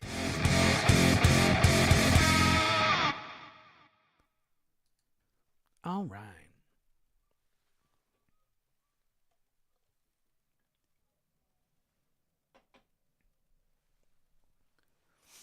Sledhead says, good jumping on point. For what? What book? What book? Please let me know. What book? Are any of these good jumping on points? The only one that's a good jumping on point is the Boy Wonder because it's the number one. The other ones I would recommend you, like, Kneel Before Zod, just get 1, 2, 3, 4, and now read 5. Poison Ivy, pick up the trades that are coming out soon. Hardcover's out right now. Shazam, not a good jumping on point. The previous issue, I guess, would be. Batman, no. There's no good jumping on for Batman, except for, I guess, the beginning of Chip Zdarsky's run, the failsafe. Get the trade paperback or something. Got to hang out with Chris when I was in Dublin in March. Chris who? Oh, Chris O'Halloran? Really? That's so cool. You should have told him how much I loved his fucking work. No, I love his colors.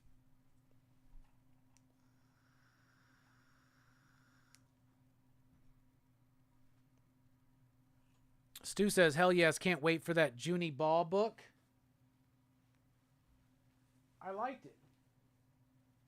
I did like it. Mint Poison Ivy. No, not a good jumping on point. I would recommend starting from the first series. It all keeps building on each other. You got to start at the beginning with Poison Ivy. Eric says, really looking forward to Boy Wonder. Looks awesome.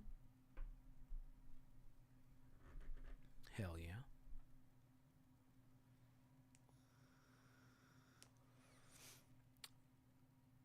Holshu says, I don't know much about the French except for they have good toast. And fries. Are those freedom fries we're still eating? So, I got into this a little bit, but Chucky Season 3 is so much fun. Chucky's in the White House, and what I love about it so much is that Brad Dourif gets to play Chucky physically for the first time since, the Curse? I think maybe he showed up there. But it's really freaking cool. Cantonese Comic Kid, what is up, buddy? Station, good to see you. Happy Robbie Week. I do appreciate everybody here. By the way, Robbie Week offerings can be purchased on the Amazon wish list, which is pinned at the top of the chat or in the description below this video. I'll also drop it in the chat one more time. If you want to get something for your favorite comic book YouTuber here on Pop Culture Philosophers, go ahead and feel free. You can send it directly to my house. But let me know it's you so I can give you a shout out. I've already gotten some birthday gifts. We'll be showing those off in show and tell. All right, y'all. We're about to do Marvel in the 90s, which is going to be a sneak peek at an upcoming top-down, bottoms-up video. So I need to know from you in the chat, out of these two choices, why did my pinky come out? Two choices. Last week, y'all asked me to do Iron Man by Will Spartasio, which I did. This week, I give you a choice between two. Jim Lee's Fantastic Four #1 or Captain America #1 by Rob Liefeld. Vote now. FF Cap. Get your vote in. Let's see what's going on. We got to vote for FF. One for Jim Lee. Do you want Jim Lee or Cap? Joe Corallo says Cap. 9-panel grid says FF. William says FF. Come on, is Joe the only Cap fan? Rob Liefeld, Captain America. FF from Chad. Not looking good, Joe. FF from Jay. Not looking good, Joe. Not looking good. Don't worry, the Cap video will eventually be shown. FF from Jeff. Holy shit, not looking good for you, buddy. FF from Stu. Not looking good for you. FF from Taki. And the name changes.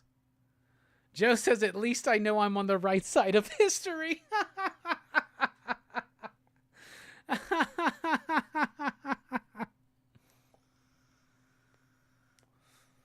All right. Joe, you may be on the right side of history. I actually might agree with that statement. I would say out of all of the number ones from Heroes Reborn, Cap is my favorite. So I guess y'all should have picked that one. I guess you're going to have to wait to fucking find out why. All right, y'all.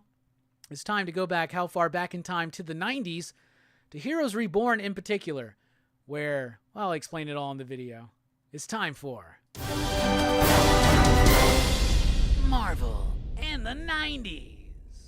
Hey everybody, welcome to Pop Culture Philosophers. Today we're going to go Heroes Reborn style and talk about Jim Lee's Fantastic Four #1.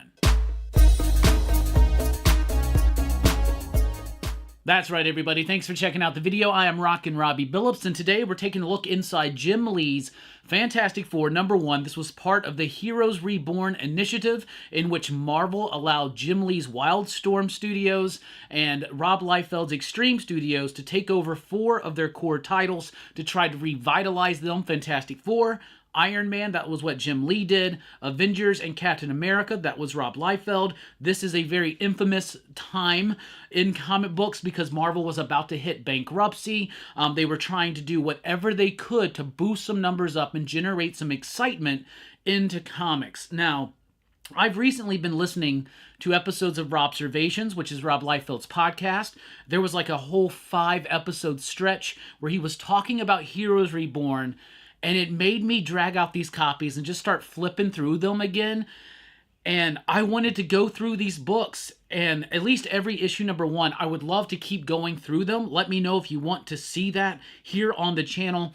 But I remember this time very vividly. 1996, I'm like 15 years old. I'm still reading comics, and this was a huge, huge launch, a huge deal. Now, halfway through the Heroes Reborn stuff, and we'll talk about this, but as we go, but halfway through the Heroes Reborn stuff, they outed Rob Liefeld, Jim Lee came in, and it became a kind of just a mini-series event, right? There was always an out that was planned for this. This came right after the Onslaught run, in which during the Onslaught event, it seemed like the Avengers and the Fantastic Four had been killed. Instead, they had been shunted away to a pocket dimension, another reality created by Franklin Richards, where they relived new modernized versions of themselves. So this was an attempt to take Fantastic Four, which was selling around 30 to 35,000 copies a month, and try to bolster that up with a huge name draw of Jim Lee, and it worked. This issue sold over 300,000 copies. I don't know, it's probably one of the higher selling Fantastic Four issues out there. I remember when this came out, it was such a big deal. I'm a huge Fantastic Four fan. I was so in love with the idea that Jim Lee was going to be taking over my favorite comic book, and people were going to pay attention to it. They were going to notice it. But is the book any good? Let's get right into it. Well, I got the variant cover by Brett Booth. I remember getting to the comic shop. I wanted to go day of, but I couldn't make it until the following week, and I couldn't find any of the Jim Lee covers. So I got this Brett Booth cover, but you know, honestly, they're easy to find now. I need to go ahead and grab a copy of that Jim Lee cover. So let's get into the book. It is a retelling of the Fantastic Four's origin, and it's actually pretty decent. So it starts off, Ben Grimm is having a dream about going off into space, and the Fantastic Four are there, you know, Reed and Sue and Johnny, they're hit by some kind of radiation. He has this terrible, terrible dream, and then he wakes up from it, and he's actually fallen asleep while in a a simulation for this spaceship that Reed Richards is designing. So it's the same kind of concept. The Fantastic Four get sent into space. They get hit by cosmic radiation. They fall back to Earth with superpowers. It's the same kind of jam, but with a lot more details kind of thrown in. Reed is working on this spaceship because there's some kind of space anomaly that's approaching Earth. They're getting some kind of a signal from it. They think it may be intelligent, so he's wanting to have first contact with alien life. He's built this great ship. His best friend is Ben Grimm. He wanted to be an astronaut but got hurt in the Gulf War. See, back in the Kirby and Lee days, it was like World War II, but here it's updated a little bit to the Gulf War, and he's not allowed to be a part of the mission, but he is able to be the simulation pilot and help read out just a bunch of stuff here. Lots of dialogue. It is scripted by Brandon Choi, plotted by Jim Lee. It's very much like what they were doing with Wildcats, but it actually reads more coherently to me than Wildcats, and even though it's kind of a long read and packed with dialogue, it doesn't really feel stiff. It doesn't really ever get stagnant. It doesn't get confusing like some of those early issues of Wildcats can.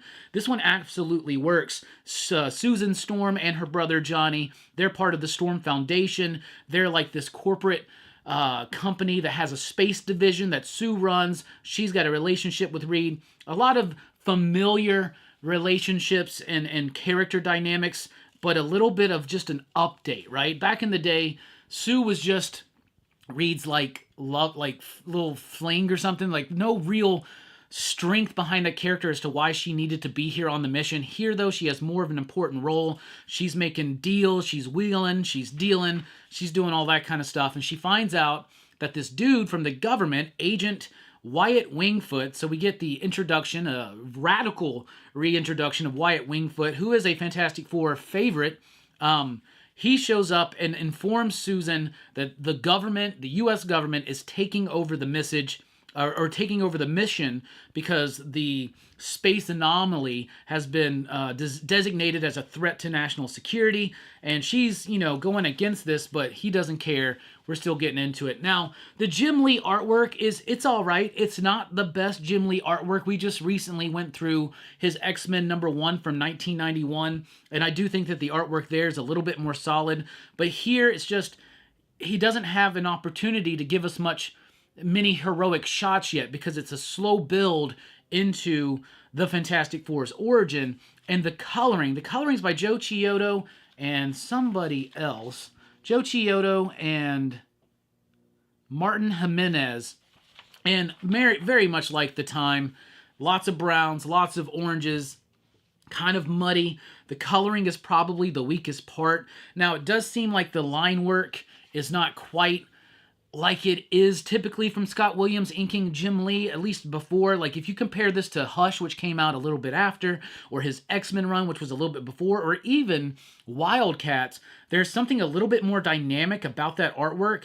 Maybe it's just the idea of the structure of the story, but it doesn't really come across visually as exciting as some other Jim Lee's comics have, but it still, to me, is a really great retelling of the origin of the Fantastic Four, and very much could have been adapted for like a 90s animated movie or a live action movie, or even this whole vibe of what's going on here could work, I think, for the basis of a Fantastic Four movie, where you got Reed Richards wanting to explore first contact with alien life, and the government's getting involved. Here is our introduction to Johnny Storm. This super expensive car comes up trying to race along with Ben Grimm, and it's Johnny. He's got some chick there with him, and he winds up playing chicken with him. The chick is just freaked out, like, get me out of here. She pulls on the wheel, goes off-road, and Ben Grimm's like, well, I can see that they're all right, so I'm cool, and he can go on. So, but it's all right. Like, it's not super dynamic. It's not super kinetic.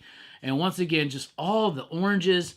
This was just something they did. Now, Rob Liefeld was saying on his Robservations podcast that at this time, Marvel was hiring the lowest bidder for a coloring house, right? But this isn't those guys. This is Wildstorm, right? So it's going to be interesting to see how the Wildstorm colors compare to the Extreme Studios colors in their books, Avengers and Captain America, on this revisit that I'm doing, because Rob Liefeld was very critical of the orangey and browny coloring that you would get. So Sue shows up, Johnny's there, Ben's there, Reed's there. Reed finds out that they're taking control of his project. He is just furious about it. Wyatt Wingfoot, special agent of S.H.I.E.L.D. S.H.I.E.L.D. is going to be kind of sprung throughout this run, throughout the entire Heroes Reborn. And what really makes it cool is that knowing what's to come, knowing the pieces that fit, Galactus, the Inhumans, Black Panther, Doctor Doom, all these little subplots and teases are able to be kind of spread throughout, starting from the very early issues, and character conflicts and different elements of the story. Like here we got our first appearance of Doctor Doom. Now, one of the best things about Jim Lee's Fantastic Four is his Doctor Doom. It is amazing. But Wyatt Wingfoot has completely taken over the mission. He has to have Johnny and Susan use their codes, or their handprints, I should say, to launch the mission. And then he takes them out, sends them to the brig, and it's revealed that he's actually working for Doctor Doom. And now, as a reader, we're not supposed to know necessarily what this is, but we know, and they're totally playing on it. Here are some of my favorite panels in this issue. I love that shot of Wyatt. I love that little glimpse of Doctor Doom. I remember it being such a big deal that Jim Lee drew the outside of his eyes so you could tell that he was so mangled and scarred. I thought that was so cool. So many people did. So you got Reed and you got Ben. They're in the brig, or the little jailhouse or whatever, right? And they get this idea that they can escape and take the prototype. So the main ship is being commandeered by Agent Wyatt Wingfoot under orders of Doctor Doom to explore this space anomaly for himself. But there's a prototype ship that doesn't have as much shielding, that doesn't have as much bells and whistles on it, but maybe they can somehow escape and they can intercept the mission and then the anomaly with the prototype ship. As they're leading Johnny and Susan, they distract the agents with his car alarm. Car alarms were, pretty big deal back in the day. If you had one, it was a significant thing. So they fight off these agents. I love this little, there's a little line right here. It's about time those kickboxing moves you taught me finally paid off. Like, okay, sure, that's fine.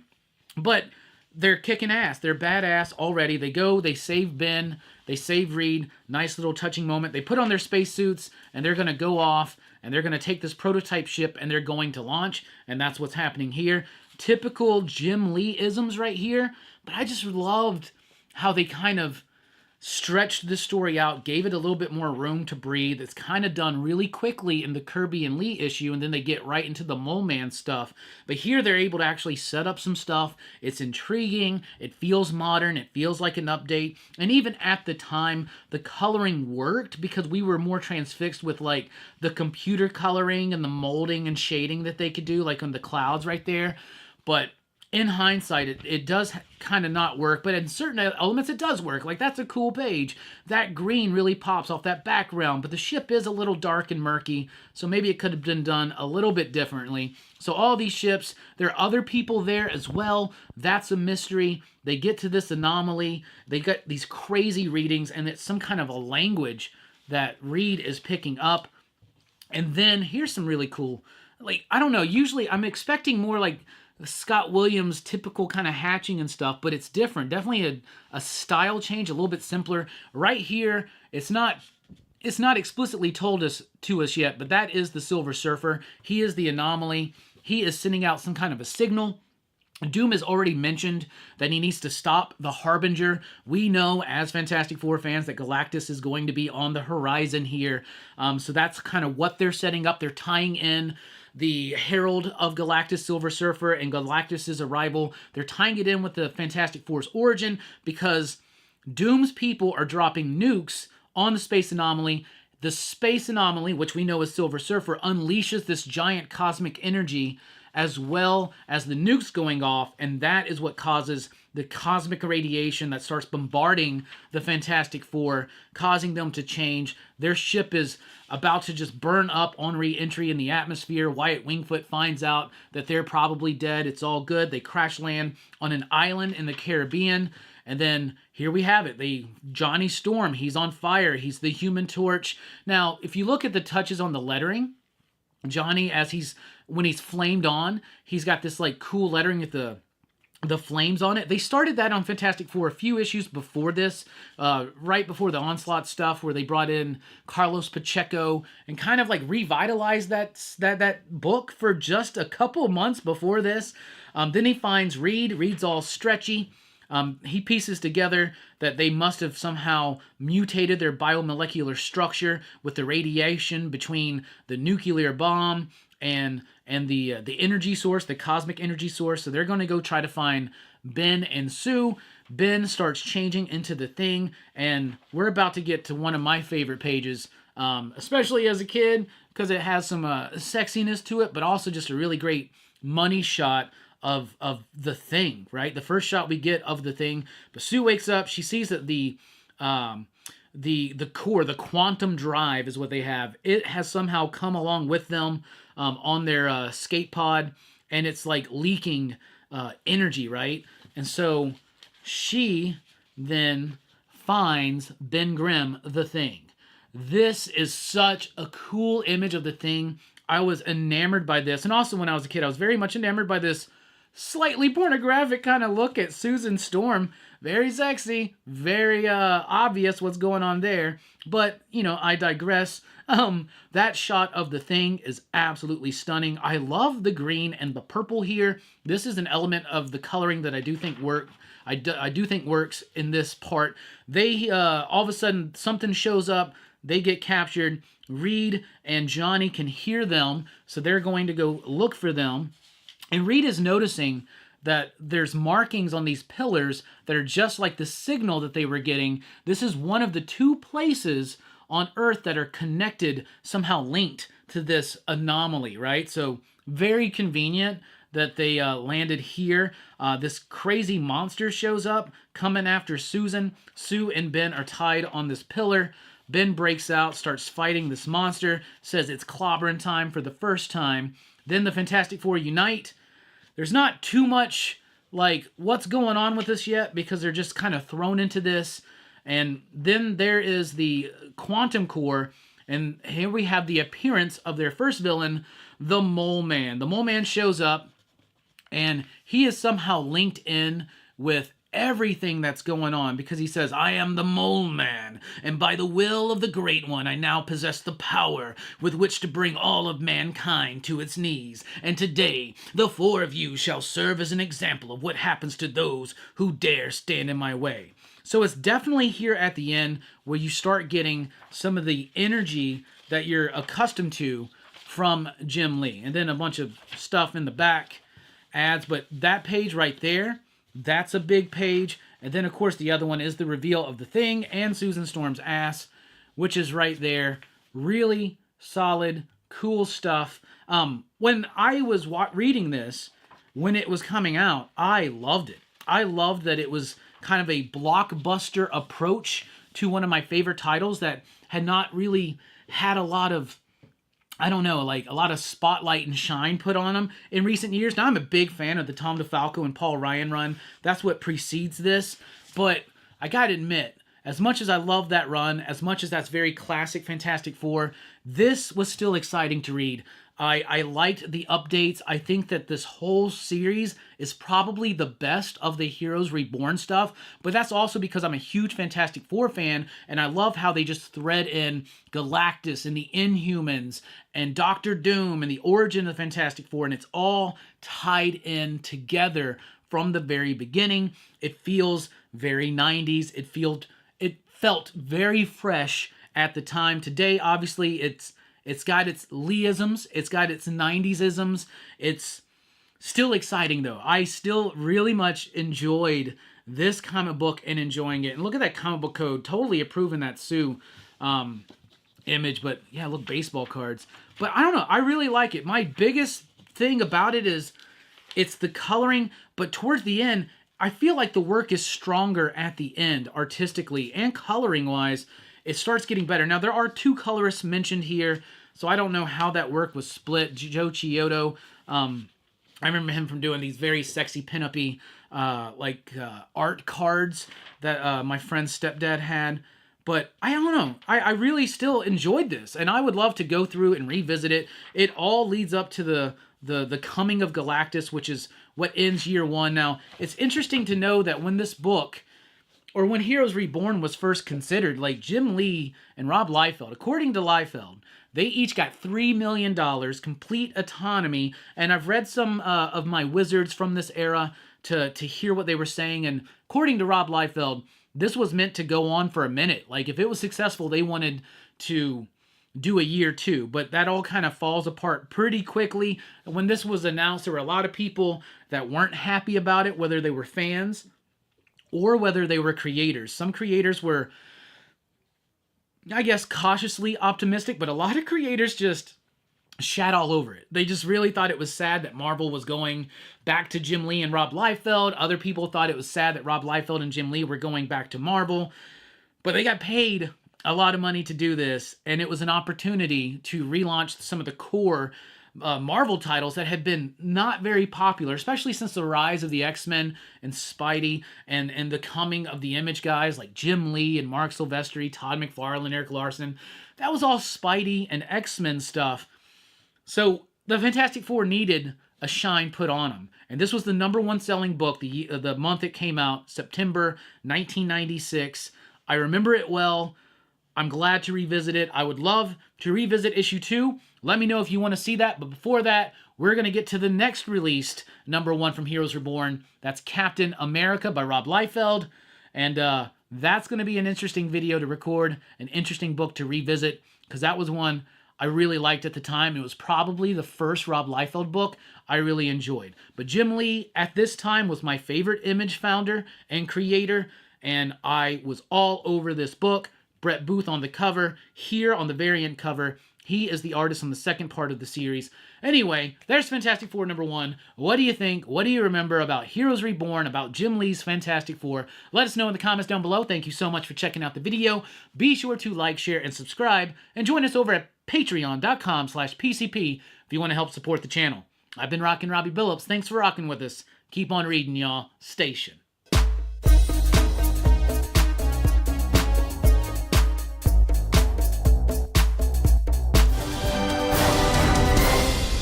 Marvel in the 90s. Now, that was a fun one to revisit. Don't worry, I already did issue #2. I actually recorded the issue #2 video earlier this week. I've recorded Cap #2, Iron Man #2, FF #2, but I have yet to do Avengers #2. I was thinking about doing it today, but then I went to see a movie. I was like, fuck it, I'll go see a movie. There's plenty of time. I got a few of these in the bag. Ultimate Spider-Man #2 just dropped yesterday.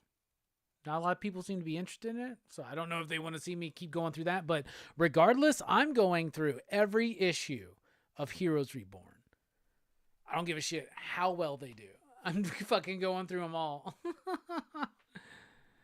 When are we getting Batman? I don't know. I hope I can deliver it soon.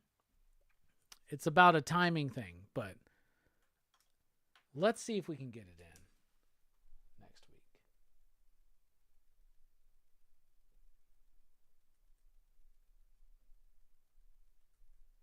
Let me go ahead and commit to it.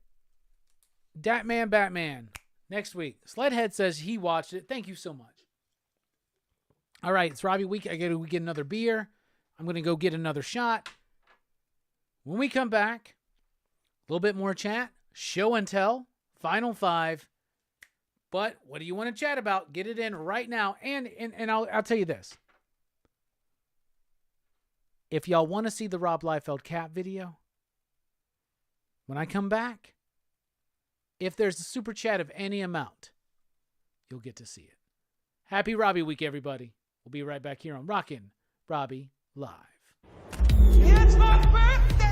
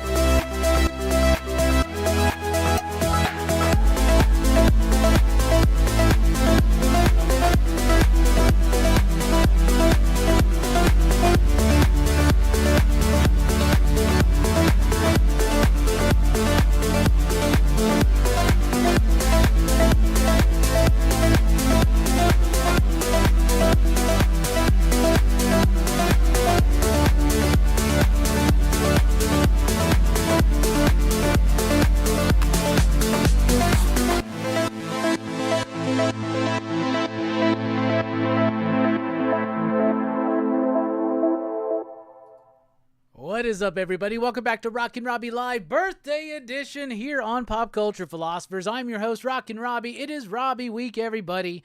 Celebrate Robbie and yourselves this week.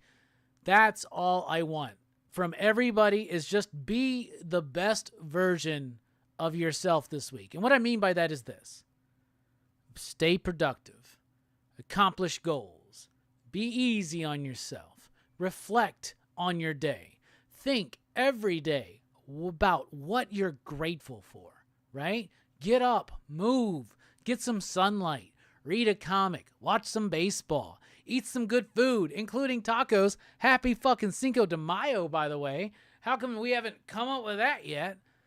Well, happy fucking Cinco de Mayo. I had some enchiladas for lunch, but I have not had any tacos today. Tacos are a Robbie Week Tuesday thing, because we do it for Taco Tuesday, Robbie Week.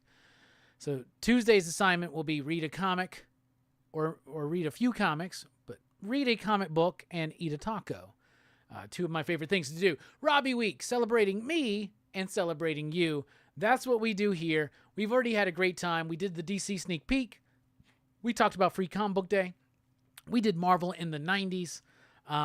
We chatted about a whole lot of stuff. X-Men 97, Abigail, Chucky Season 3. Lots of great conversation out there in the PCP Army. See all this stuff down there? Like, pay attention to it. It can help you out. It can save you money. It can elevate your life. If you want to support the channel, you can do so with Super Chat. It'll be a birthday Super Chat. Or you can join patreon.com/PCP, like these fine PCP patrons right there. Anybody who is at the $5 level or above on patreon.com/PCP will have access to our May 22nd live watch-along to The Crow. This is a movie that I didn't typically like, but I love the book, and a lot of y'all love this movie. So I decided this would be the first movie watch-along we do, Patreon exclusive. I'm going to watch it on VHS. You watch it however you choose. But that's how I own it, is VHS. But we really do appreciate it. What do you want to chat about? We'll get to it here in a second. But don't forget that if you want to get me a birthday present, there is a link pinned at the top of the chat, as well as in the description below, to my Amazon birthday wish list. You can purchase something there and send it to me for my birthday if you want. I'll just dropped it in the chat right there. So we do appreciate that. Join us tomorrow, though, for PCP Movie Night, Days of Thunder. We're going to continue the Robbie Week celebration with my pick for Crew's Choice, Days of Thunder. This is a movie I loved and adored when I was a kid. Hadn't seen it since, so I wanted to revisit my childhood a little bit for Robbie Week. I've been doing it already, and this was a fun revisit. So check us out for Days of Thunder. Tomorrow night, 8 p.m. Central Time. The other thing I revisited was at the kickoff of Robbie Week. I made the taco salad my mother made. Very simple. I was having this conversation earlier about Strick now gets the snacks at our comic shop, and he got his first round of snacks. I was like, you did a great job, but where are the fucking Fritos? He's like, nobody likes Fritos. I'm like, I fucking love Fritos. And they have a special place in my heart, because the way my mother would make taco salad when we had taco salad night, she would just make taco meat, like ground beef with taco seasoning, right? She'd do that. She'd have some shredded cheddar. She'd have some lettuce. She would have some cut tomato, and she would have some salsa, and she would have Fritos corn chips. We would just put some Fritos corn chips on a plate, cover it with the taco meat, cheese, lettuce, tomato, and salsa, and that was our taco salad. So I made that the other day, so in memory of my mother, and it was awesome. I love doing this thing. Another one of the things that I'm going to do at some point this week, my favorite meal throughout all of my childhood and even into like my 20s, and I kind of got away from it more in my 30s, but like, I don't know why, but sometimes I grew up in a family that didn't have a lot of money. I was the oldest of 6 children, and so sometimes to, like, first of all, to cut on money, my mom some nights would make pinto beans, cornbread, and fried potatoes. And I fucking hated that meal, right? I hated that meal. Now I've actually grown to love it in a nostalgic kind of sense. But the other meal she would make on those nights, those struggle nights, that I loved was she would just make macaroni and cheese and a salad. Now her salads were just like cut up iceberg lettuce, chopped up tomato, chopped up cucumber, and it would always be like the tomato would just leak into it, right? So like I never liked tomato in my salads till grape tomatoes in a salad became a thing in my life.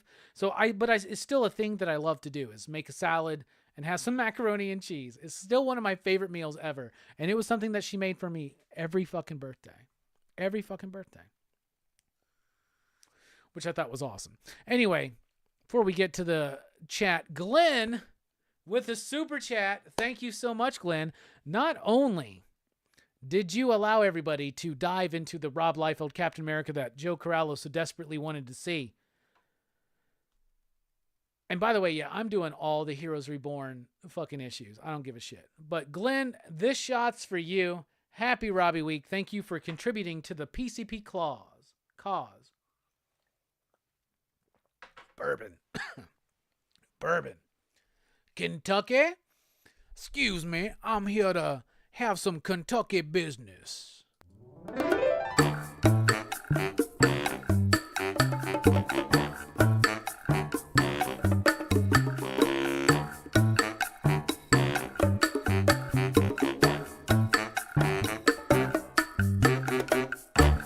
What are we doing up in here?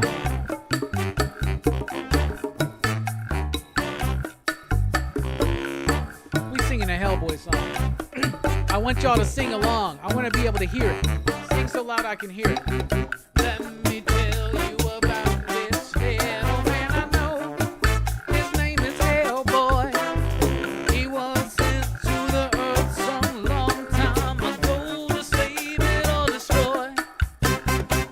Brought to this earth by Rasputin, son of a demon and a nun who had a sex with a demon. But was raised by Professor Broom. Now he fights evil and monsters. Now he fights with a man who's a fish named Abe. Now he fights with a fire starter named Liz and an ectoplasmic mess named BBRG. Yeah!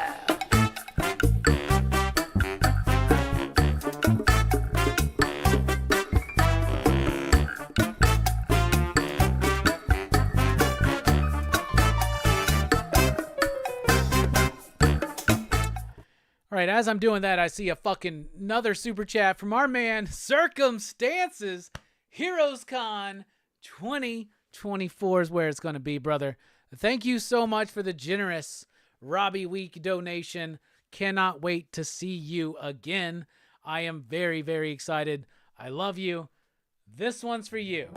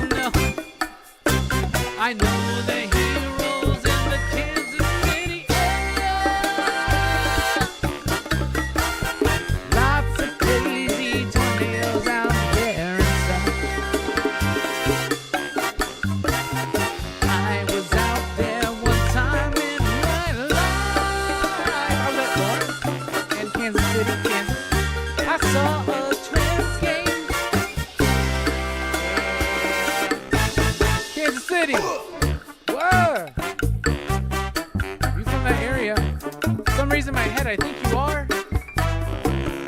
I'm sorry. That's all I got.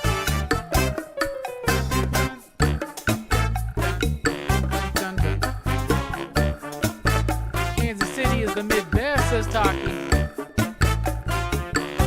I feel like I need to take a shot now for Marcus. All right. That's what we're going to do. Midwest, absolutely. The Kansas City proud. All right, there you go. Dude, so I was in Kansas City. I went and saw a Royals game, which was great. Kauffman Stadium was great. This was before they had added a bunch of shit to it, right? It's like still like part of the old school, right? This was, I'm talking about like 2005. 4 or 5. 4 or 5. 5, I think. Saw Kansas City play the Twins. Saw the Royals play the Twins. And then we went and got some barbecue at KC. The KC Masterpiece restaurant or whatever. We probably should have went to a hole-in-the-wall place, to be honest. But I was like, we're going to Kansas City. We need barbecue. And my girlfriend at the time, so long ago, my girlfriend at the time, we're going to go see her brother. And he was like, barbecue? He was like, barbecue? And I was like, Kansas City's known for fucking barbecue. It's like Texas, Kansas City, Carolina, Memphis. Like, you go to those places, you got to have barbecue. That's like the Mount Rushmore of American barbecue, right? Kansas City, Texas, North Carolina, and fucking Memphis. That's the fucking Mount Rushmore. And he looked at, he's like, let me look it up. And this is before smartphones and shit. We wound up at KC Masterpiece. It was still good. I had a brisket. It was fine. We should have went to a hole in the wall though. Because honestly, Alabama barbecue on the side of the road, out in the country roads, better than what I had there but that was like a franchise restaurant. So next time I'm in KC, I'm hollering at you and Bobby and Brother Joe, and y'all gonna take me to some real Kansas City barbecue, right? Come on. Not that fucking homogenized fucking sweet ass shit. You know what I'm saying? How's it go? Texas has got what? Smoky barbecue. Carolina I like because they got that mustard vinegar barbecue, right? I love Carolina barbecue sauce. Memphis is to me is what I equate with the sweet, but Kansas City I guess has a little sweet. Sweet's good when you have the heat. Marcus, Bobby, can y'all describe Kansas City barbecue and what it brings to the table?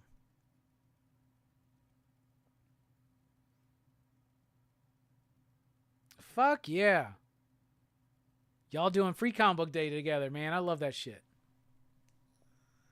Yes, Leadhead, I want to go to Yankee Stadium. Yeah, I want to go to Yankee Stadium. Fuck, I want to go to Yankee Stadium. I want to go to New York. I've never been to New York. Never been to New York. Anybody want to pay for me to go to New York? Y'all are welcome to it. Send me to a Yankees game, a Broadway show. I'll eat at fucking a hot dog stand. I'll eat at Gray's Papaya. And I'll send my happy ass back.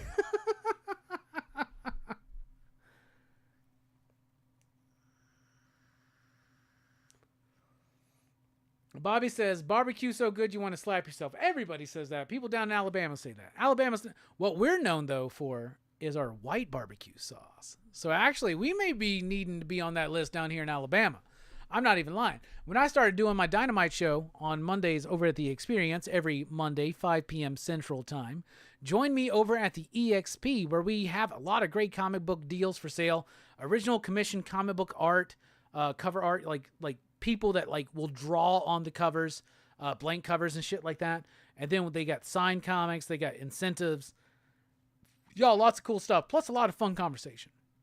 And so I'm there. And it would actually mean a lot if you would show up there. If every once in a while you showed up on that show and just said, "Say shit, Robbie, I love you," it would make Dynamite know that I'm still worth being paid to be there. Okay? So one of the best ways you can support the channel, let's say, man, Robbie, I ain't got the money for a super chat. I understand. Neither do I. I wouldn't have the money to super chat myself, right? Here's the thing. You could go on that show every so often, and while we're live, just be like, "Yo, Robbie, love this show. Love seeing you here." It would add that value to Dynamite, which also keeps that revenue stream alive. Joe says if you end up in New York City, you got to eat at Chopson's. Now, here's the thing. I think that if I get to New York, I think if anybody wants to give me a New York birthday gift at some point in my life, I don't even think you have to pay for fucking lodging. I think Joe would let me crash on his fucking couch. Would you, Joe? I'm not trying to put you on the spot. You can lie now on air and just be like, yeah, of course. And then tell me privately, no. But like, surely I think Joe would let me hang out with him. Right, Joe? Right? Because if you came to Huntsville, you could crash on you wouldn't even have to crash on my couch. I got a fucking giant ass bag fucking couch that, like, trust me, I've seen it. We've done it. 6 people can fit on that motherfucker. Joe says we'd figure it out. That's a soft no. Joe's like, I might be busy that night. I might have company over. All good, Joe, but we'll hang out. I'll hang out. Alabama barbecue. What John Cole, when I first started doing the Dynamite show, John Cole was like, where are you from? I was like, Alabama. He goes, white barbecue sauce. I was like, what? And he goes, that's what Alabama's known for, white barbecue sauce. And I was like, what? And I didn't know John at the time. John is a culinary expert, right? And so when he meets people, he's like, where are you from? And they tell him, and he knows what the food is there, which is really crazy. Like, he even knew the difference between South Alabama food and Northern Alabama food and Mid Alabama food, which is really crazy. But white sauce, white barbecue sauce, that's good shit. I know you ain't never seen no white barbecue sauce. It's good, though. It's an Alabama thing, apparently, but it's fucking good. I want to say Gibson's was the first one, but I could be wrong. Sledhead says, I think of white barbecue sauce when I think of Alabama. Hell yeah, I love a good, I love it. This may sound weird to y'all, some of y'all barbecue people, but to me, when I go to the barbecue restaurants around here, I love to get the turkey stuffed potato with the white barbecue sauce. So good. So good. All right. Y'all have gotten it. I'm going to give you a karaoke version of... Fuck, I need to do a shot for Marcus. Bear with me.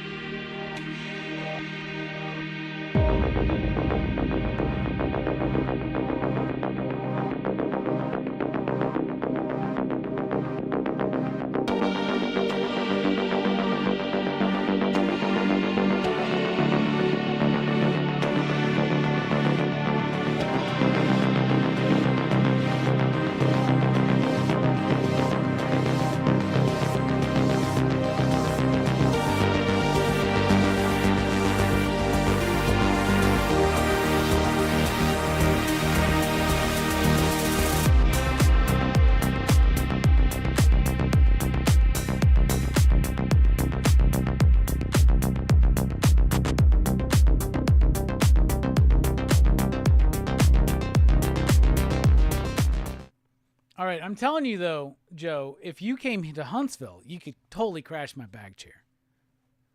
It's fucking brilliant. All right, Marcus, thank you so much. I love you, brother. Station, happy Robbie Week, everybody. Before we take this shot.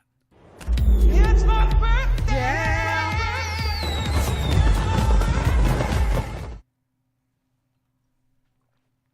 Bourbon. Easier as it goes. Easier as it goes. Don't worry, like, Herm, I'm trying to figure out where everybody is. I know that Fable's in the Bronx, but he's moving. Herm.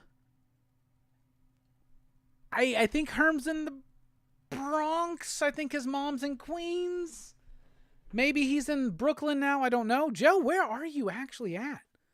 What borough do you live at? I don't even know. Maybe you've told me, but I don't remember. Circumstances says burnt ends all day. All right. Here's the thing, bro. I get up there to Kansas City. You tell me what's up. You come down here to Alabama, I'm going to tell you what's up. That's what happens. That's what we're going to teach each other good food. I feel bad because like when Nestor was here, I didn't get him any good Bama food. Like we just went to like the places in town, and to get good Bama food, you got to kind of get a little bit outside of that radar.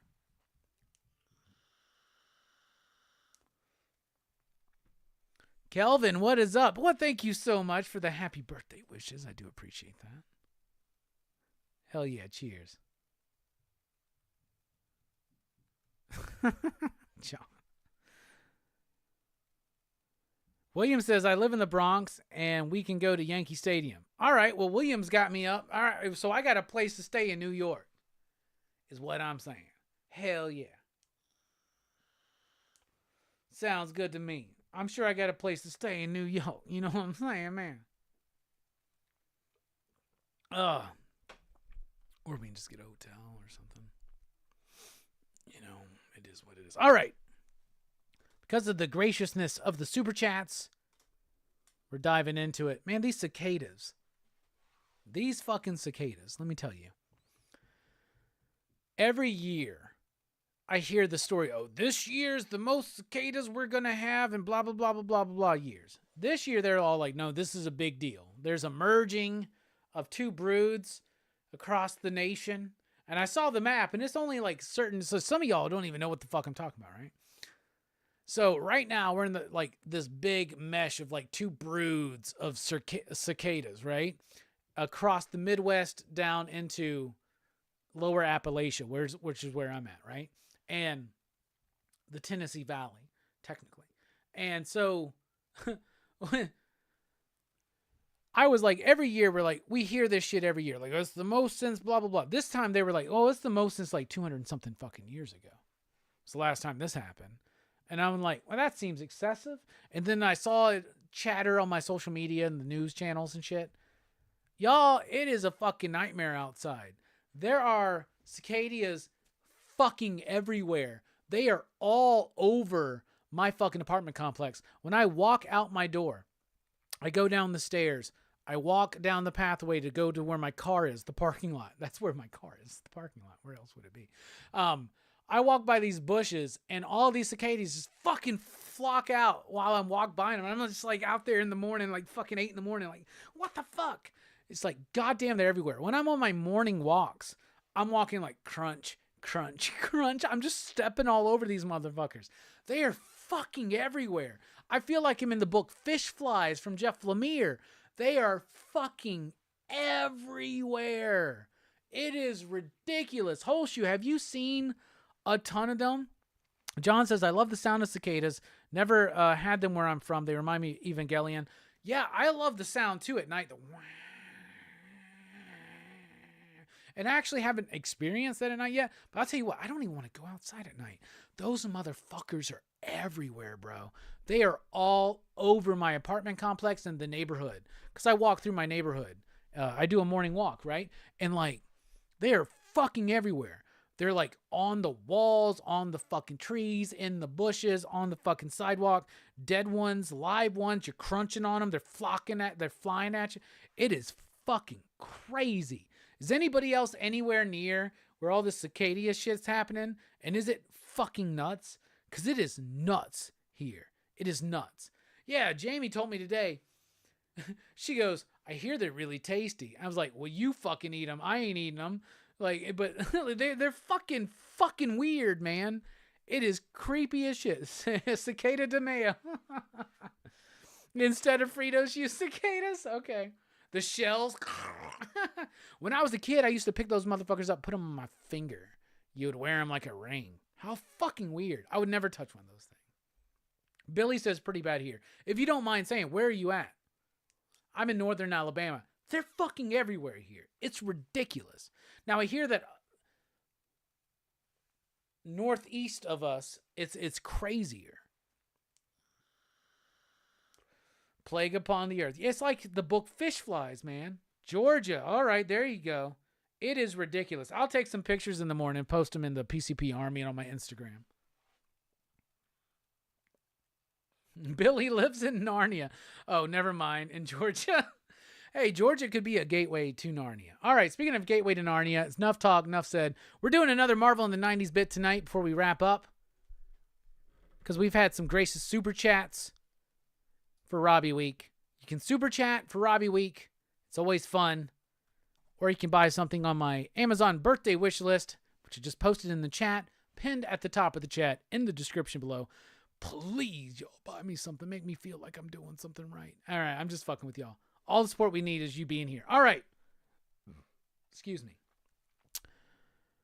Captain America, Rob Liefeld, Heroes Reborn. I'm going top down, bottoms up on every single issue of Heroes Reborn. Captain America #1. I'm ready for this, y'all. I've already recorded issue #2. We're doing them all. They'll go on the channel at some point soon. I got a couple more in the bag to release first. I don't want to overdo it. So right now I got like 2 months worth of videos prepared. But I want to show them to y'all. And I appreciate all the love. So here we go. Captain America by Rob Liefeld. Here are my thoughts. Hey everybody, welcome to Pop Culture Philosophers. I'm Rockin Robbie Billups, and today we're taking a look inside Rob Liefeld's Captain America #1. That's right, everybody. Thanks for checking out the video. Today, we're continuing our look at the Heroes Reborn launch titles from 1996, September to be exact. We've already went through Jim Lee's Fantastic Four #1. The next one released was Captain America #1 by Rob Liefeld. This is a very infamous and notorious run. Obviously, Heroes Reborn, which gave Jim Lee and Rob Liefeld creative control over 4 Marvel titles, right? Captain America, Fantastic Four, Iron Man, and Avengers. Liefeld had Captain America and the Avengers, and they boosted sales. It was meant to be a year long, maybe even longer. Rob Liefeld was outed halfway through, but he still says that these first few issues are some of his favorite works that he's ever done, his Captain America. Now, when this came out, it was a big deal. Now, obviously, Jim Lee's Fantastic Four was all the rage. And this, out of all 4 of the #1s that they launched for Heroes Reborn, was the lowest selling one. But it sold 275,000 copies. That's what's estimated, right? And previously, even though Captain America was on a critical upswing, it was only selling between 25 to like 30,000 copies a month. So this was a successful relaunch of this character. It is also a reimagining of this character that I personally do believe stays very true to the core of the character, but it switches some things around in the mythos. And I think it's a pretty solid book, to be honest. When this book came out, I wasn't collecting Captain America, and so this was my opportunity to jump into a new #1 with Captain America. I had known Rob Liefeld, but I wasn't necessarily a fan of books like X-Force or his New Mutants. I just never really got into them. So this was like really my first full-on experience with Rob Liefeld, and I enjoyed it. And I know that this gets lambasted critically, but commercially it was successful. And what's crazy is that Rob Liefeld, states that these numbers were so high, but the reason when they let him go after issue 6, when they let him go, and I've been rereading some of the Wizard stuff, the official explanation from Marvel was citing low sales. So we'll take a look at the sales as they go along, but issue #1 was a very big time launch for Captain America. It was a book that I really enjoyed at the time. Let's crack open it today and see what happens. So Rob Liefeld is writing and illustrating this book. We've got Jeff Loeb on the scripting duties, and we've got colors by Brian Haberlin and Extreme Color doing the separations. Joe Sabal is the inker. So Rob's working with an inker here. I think it would have been interesting if he would have inked it himself, but there's certain things in the inking I do like. let's talk about the coloring real quick. I think that just kind of like the same thing with the Jim Lee Fantastic Four #1. I think the coloring improves in the second half of this book, but it's all brown, it's all orange, it's an overusage of digital molding and effects to make up for lack of backgrounds and stuff like that.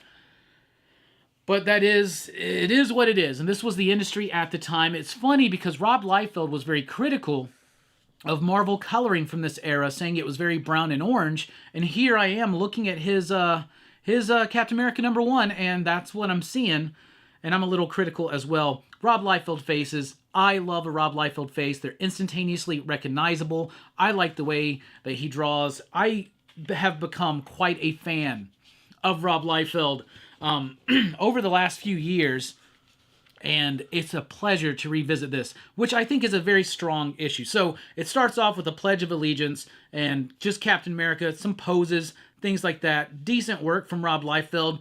Very big figures, very disproportionate, but that is intentionally so. I love these wide-ass hatching.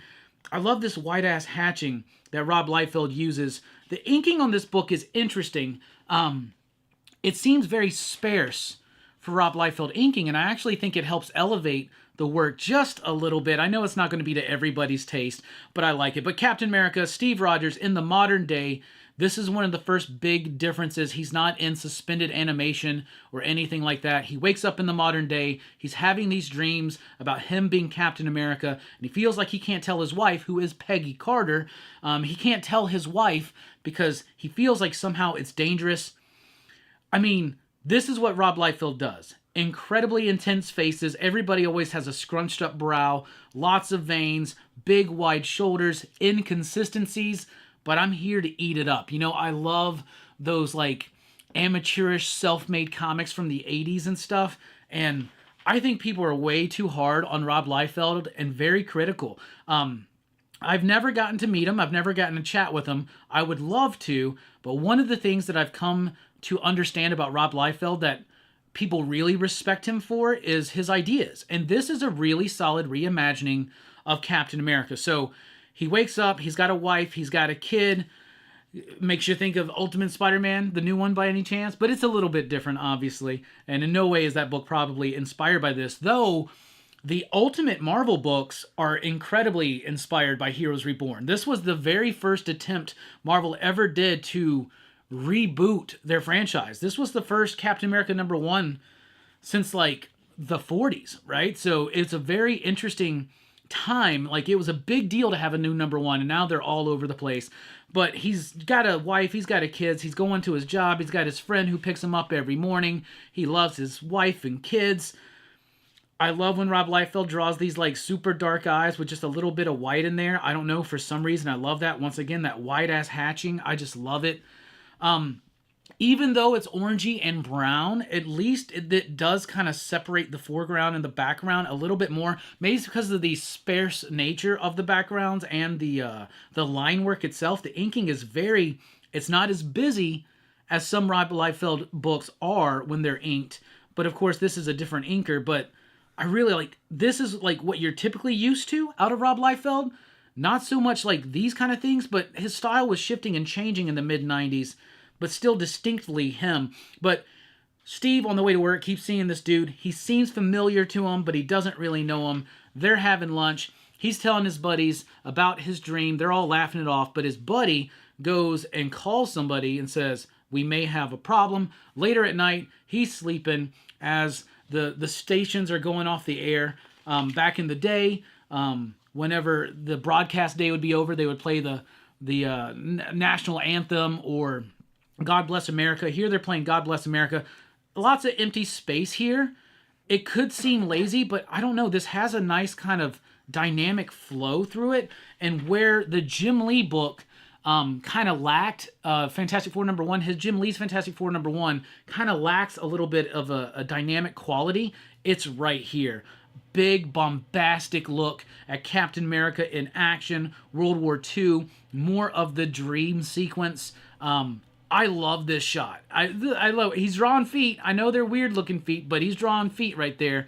And one thing, one of the reasons why I'm going through these Heroes Reborn books is because I've been going through Rob Liefeld's podcast, Robservations, and I just got done listening to like a big chunk of episodes about Heroes Reborn, and it got me wanting to revisit it. And one of the things he talks about in his podcast is how Wizard and other media, like comics media at the time, they would try to like mold your opinion, and a lot of opinions that people had about Rob Liefeld and Captain America by Rob Liefeld, they're all the same opinion. You always hear, every time I talk about Rob Liefeld, first thing I hear is, oh God, guy can't draw feet. All right, well, he can, but he's got a certain style, and he doesn't like drawing feet probably, and who would, right? Feet are kind of boring to draw, unless you're Quentin Tarantino. But he's a great idea guy. He is doing a really cool thing here with Captain America, where he says he's really influenced by X-Files. He knows how to look at what's popular and try to make something out of it, right? At this time, you got X-Files, you got the Mission Impossible movie. There's even a reference to that here. So Cap wakes up. I love this face. I love the way that's built. I love the lines on that. I really, really do. It is empty. It is spacious. But I think that actually helps, like I say, elevate this a little bit. And the coloring does start shifting and changing here. And these are some of the pages I think are colored a little bit better.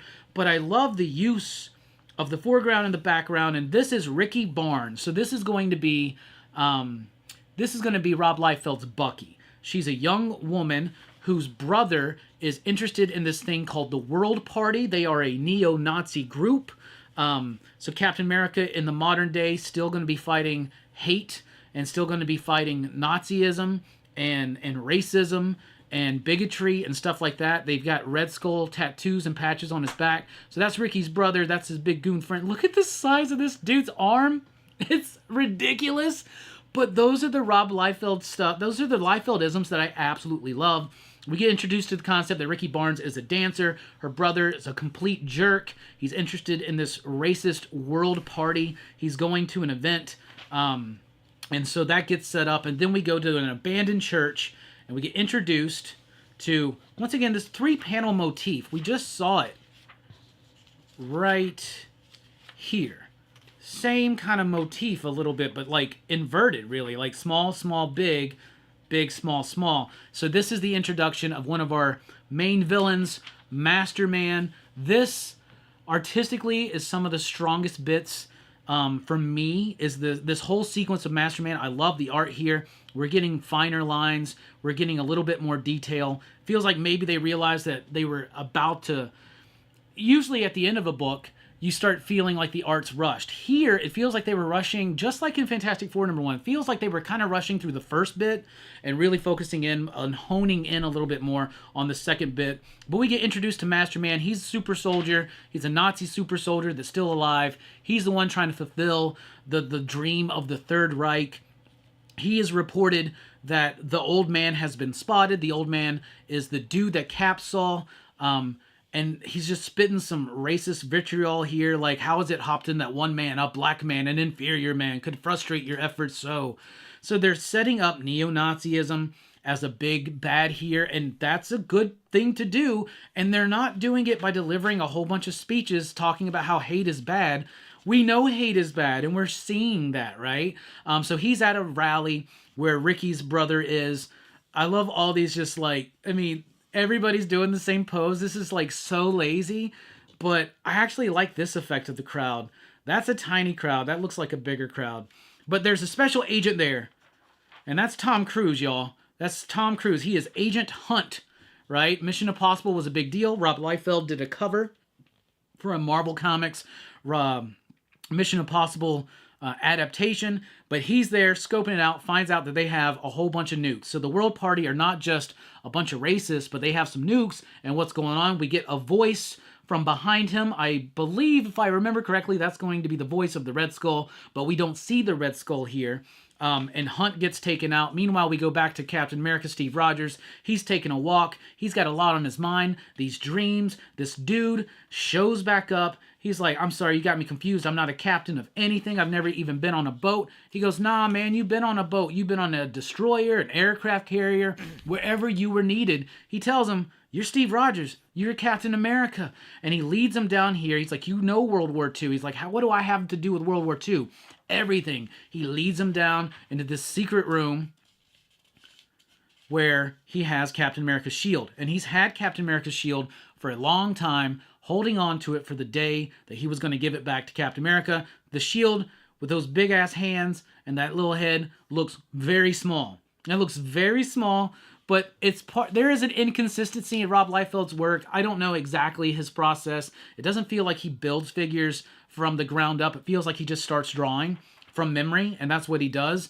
And I think the inconsistencies are part of the charm of it. Like, look how big the shield looks now. Look how tiny this dude is. Captain America's kind of like floating above him a little bit, but also super tall. These are like proportions you see in things like Fist of the North Star and stuff like that.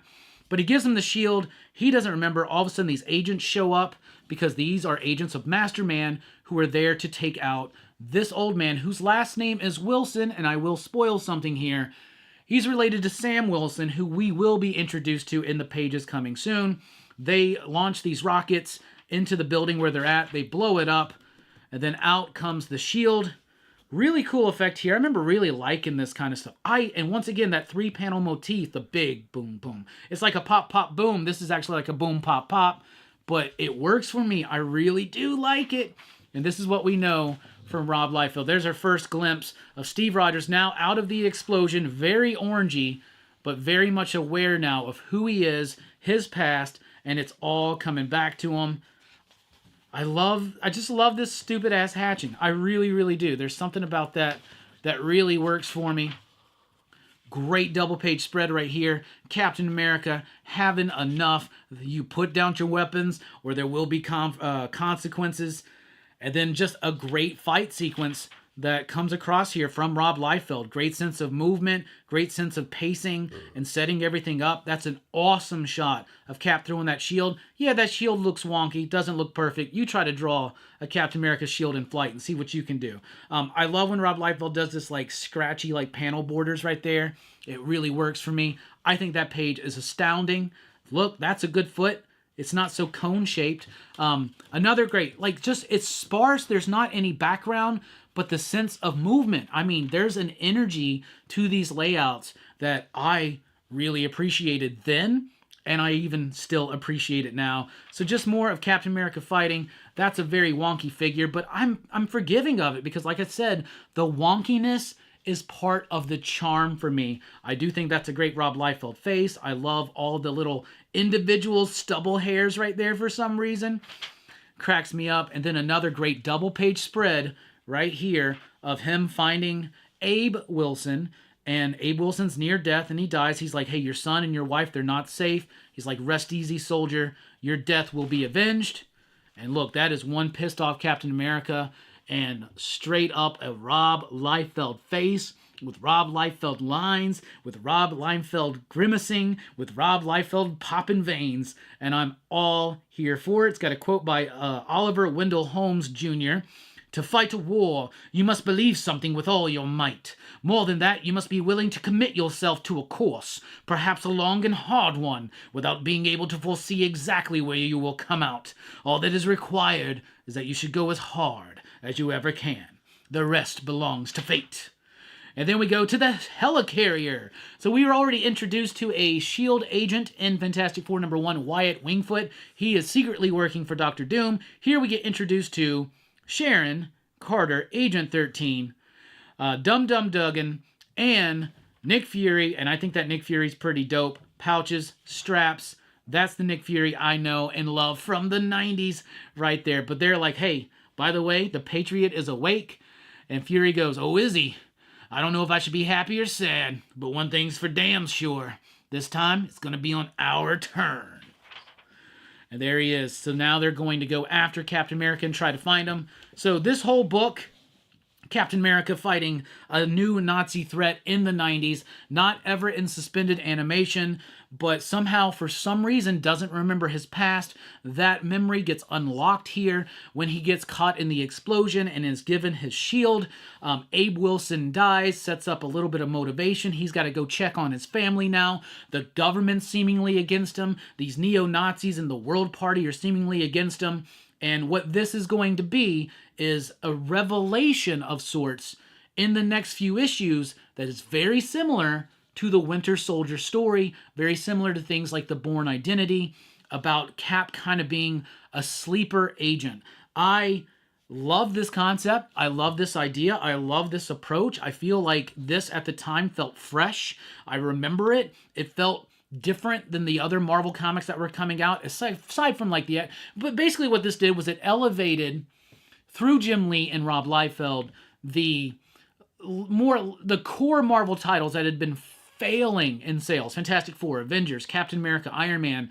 It set them up on a level to hopefully be able to succeed, as well as the Spider-Man and the X-Men books were doing. And it worked. I mean, like I said, this book sold 275,000 copies, issue number 1. 2 covers on it. This is the cover A with I like this cover. I like the other cover too. But yeah, I still enjoy this issue. I think it's solid. I think it's decent. It brought back a lot of memories. It's been neat going through and listening to Rob's observations. But of course, Rob's going to be giving his side of the story, his perspective. I'd like to dive in a little bit more. That's why I was reading the Wizards and seeing what they were saying. But, you know, Rob Liefeld really kind of, on Rob's observations, kind of hit me on the head with it. I was like, how much of what I thought about comics at this time, how much of that was dictated by things like Wizard, right? If you look at the world of influence in the internet today, right? And it's so overwhelming. But back then, like, the one media voice for comics was Wizard. And a lot of people's opinions about Rob Liefeld are exactly what Wizard's opinions became about Rob Liefeld. And one of the things I did a few years ago because I used to always hate Spawn. I always thought Spawn was the terrible character, whatever. Even though back in the day I loved Spawn when it was first coming out, those first like 10, 12 issues. And even though back in the day I loved that animated series and I even loved that movie, I started getting into this like snobby Robbie type phase. And I decided to break out of that. And what I did was I was like, let's just pretend overnight that I'm a huge Spawn fan. And I went back and I reread a bunch of old Spawn and I started reading new Spawn and I loved it. And getting rid of this like pretentious idea of like the same opinion everybody has. You know, it gets so boring to me. Like, it is a bold statement today to say, I love Rob Liefeld's Captain America. That's silly to me. I love Rob Liefeld's Captain America. I think it's great. Now, if you don't like it, that's fine too. But so many opinions are not informed. They're just kind of a mimicry of what is the popular opinion. I see it all the time. I see it all the damn time. Christopher Nolan's Dark Knight movies were very popular. And I remember when they came out, everybody loved them. Nowadays, people kind of want to talk shit about them for some reason. It's weird the way that popular opinion changes over time. And a lot of people just get lumped into the more popular idea, even people that have never read something. So I bet if you ask most people, they'll go, oh, Rob Liefeld's Captain America sucks. They probably never read it. I like this concept. I like this art. It's wonky. But that's the charm of Rob Liefeld. It's not perfect, and that's what I like about it. And I think even Ed Piscor, who was one of the main reasons why I became such a Rob Liefeld fan over the last few years, he said that Rob Liefeld made him feel like he could do this. You know, not everything has to be perfect. Is the concept there? Is the energy there? Is the enthusiasm there? And I really do feel in these pages, especially having gone through all the Youngblood stuff and all the New Mutant stuff, I really do feel Rob Liefeld had a passion for this book. It is still something that he says he's incredibly proud of. It works for me. I have a little bit of problems with some of the coloring, but aside from that, it's not as bad as the Fantastic Four coloring, the Jim Lee one. But I enjoy this issue. It's exciting. I remember reading it at the time. Sliders. But anyway, I thought it was solid. That's my recollections. That's my thoughts today. What do you think? Are you a Rob Liefeld fan? Are you not? Do you think he can't draw feet? Let me know your opinions in the comments down below. Let's keep this conversation going. Next up will be Iron Man #1 from Jim Lee and artist Whilce Portacio. It's been a long time since I dived into that one too, so let me know. You want to see more of Rob Liefeld's Captain Americas? Because whether you want it or not, I'm probably going to give it to you because it gave me a good excuse to just go through his whole run again. And after reading or listening to that podcast, he says these first 5-6 issues of Captain America, some of his most proud work he's ever done. So let's check it out. Jeff Loeb did a great job on the script too. I thought it was handled fine, even though it is annoying when it's just like, oh, this is the Pledge of Allegiance. Here's God Bless America. Here's a quote. But that's something Rob likes to do. Anyway, I like this book. What do you think? Check us out over at patreon.com/PCP if you want to help support the channel. Be sure to like, share, and subscribe. And thank you so much for checking out this video. I've been Rockin Robbie Billups. Thanks for rocking with us. Keep on reading. Station.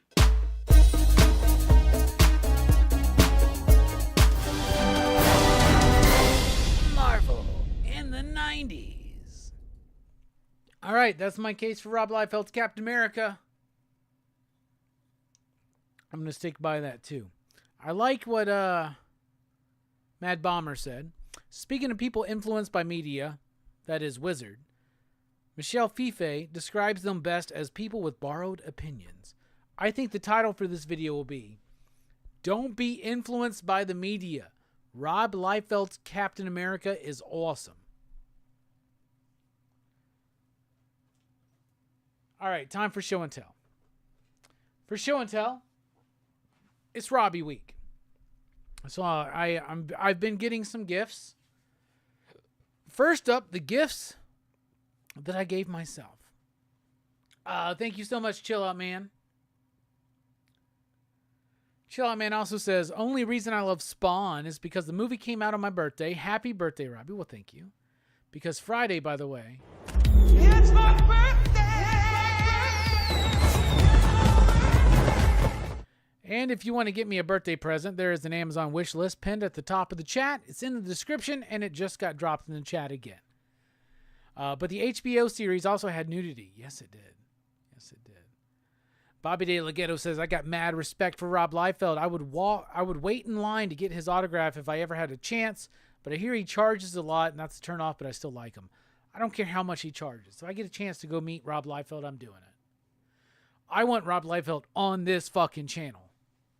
I want Rob Liefeld on this channel, and I want to meet Rob Liefeld. By the way, we're about like 400 subscribers away from 20,000 subscribers, which is double what I ever thought would be the height of what we would ever do. So share this channel. Let's get to 20,000 subscribers. Maybe that helps us get Rob Liefeld on the channel. But I want Rob on the channel. I want to chat with him for a conversation, and I want to meet him in person. All right, but now it's time for show and tell. So here's a couple gifts I got myself. I always get myself something for my birthday. Last year, I got myself the Usagi Yojimbo Fantagraphics box set. This year, spent a little bit less because I couldn't afford it, but I did get Needle Nose from Transformers. This is a Target Master Decepticon jet with two individual Decepticons that become weapons that combine into one. So my first Target Master right there. And it's been a long time coming, but I finally picked up Dirge. That's right, Dirge, one of the Conehead Seeker Decepticons. Hell fucking yes. I love Transformers. The new issue of Transformers, by the way, is badass. All right, so Hammer Time Holshoe, this was his Christmas present to me, but I'm counting it as a birthday present.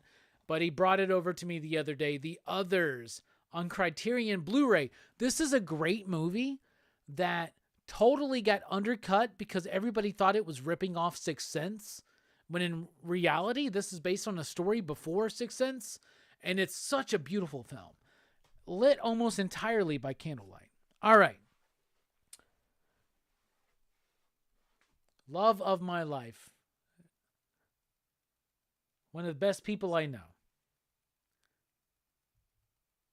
One of my girlfriends, Jamie. Jamie went above and beyond, and she has given me a gift for every day of Robbie Week. So today is Robbie Week day 2. So here we go.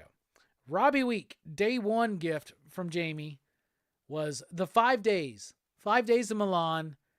This is the only Dario Argento film I've never seen. And now I have it. And now all I need are 4 more Argento films to finish the filmography physically. Day 2, Robbie gift from one of the best people I've ever known. Witch Trap on Blu-ray. This is a Linnea Quigley movie that I have never seen. It's from the director of Night of the Demons, and I'm so excited. So, Jamie, I love you so much. Thank you for my Robbie Day 1 and Robbie Day 2 gifts. And John Hammertime Holshoe, thank you so much for my Robbie Week gift of the others. Some great movies to add to the collection. I have not been able to add a lot of movies to my collection over the last year. For the first time in my life, I have to make car payments. And the loan that was involved in getting the down payment, way too much shit, right? But like, thank you. Anybody who, like, movies are one of those things that I love to buy for myself that I haven't been able to. So I really appreciate those gifts. If you want to buy me a movie, there's a link I just dropped in the chat. So as well as pinned at the top of the chat, as well as in the description below. If you want to send a gift to me for my birthday, you're more than welcome to do so. I just got into a YouTube channel this week. His name is Rick Beato. He is, I guess, a music teacher, musician, and I think possibly a producer. I don't know. But he's got a YouTube channel, and it came to my attention because YouTube's algorithm shared to me the idea, or shared to me the video, rock music, like it was something like rock music in the 90s, 94 to 99. What was happening here? I watched it. I really liked it. I dived into his channel. He does interviews with musicians. He does great conversations with his colleagues about music. And he has a series of videos that, well, he'll go for like a half hour dissecting why a song works. And he gets very technical. And it's nerdy and it's fucking awesome. And we got the same fucking taste. So I love it. So I just wanted to shout out Rick Beato. Y'all check out his YouTube channel. I think it's really good. He's definitely got more subscribers than me. But we're on the way to 20K. We got to start getting on that road. Joe says, get to 20K before Heroes so we can celebrate there. I think it will happen. I think it will happen. Nicole Kidman is a beautiful woman. The others was fire. Like that ending. They're all dead. Yeah. But it was an original ending. Greg, what's up, bearded comic bro? How you doing? Hey, guess what? Friday. It's my birthday!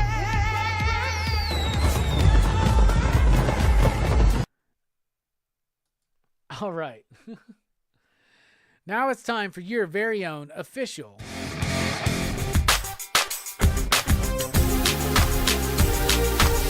Robbie fucked up. It's the final 5. All right, I hit the DC sneak peek button, but here we go. With one of the most boring cards in the entire Marvel Masterpieces set from Joe Jusko, 1992, Professor X. Pretty boring card, but to be honest, if Professor X was like a president, this would be the thing in the Oval Office. All right, then we got Phoenix right there.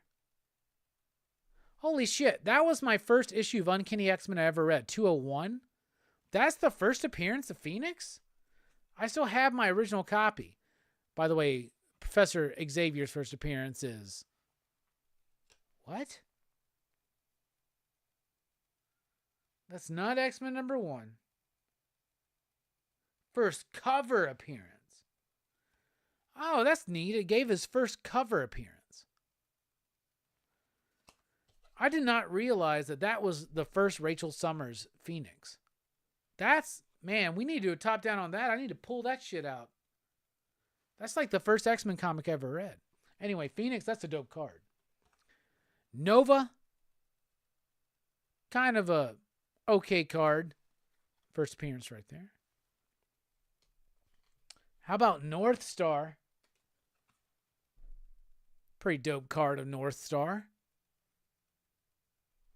First appearance, Alpha Flight. You know, Alpha Flight by John Byrne. I've never read that stuff.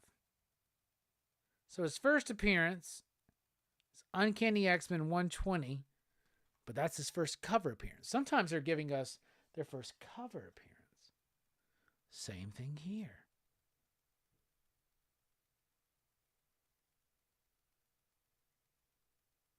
Oh, they're always giving us the first cover appearance. Sometimes it's the same as the first. Like here, with Nomad. Nomad was a kind of a big deal in the 90s. I got an issue number 1 signed by Fabian Nicieza, because why not? So, best card out of this set is definitely the Phoenix. And the best card out of the first 5 was Nightcrawler. So, between these two, we should come up with the best cover, or the best card of the night. And I think I've made a decision. The best card of the night is this Psylocke. So there you go. And that has been your very own official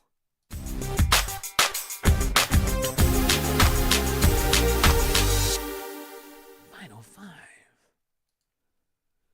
All right.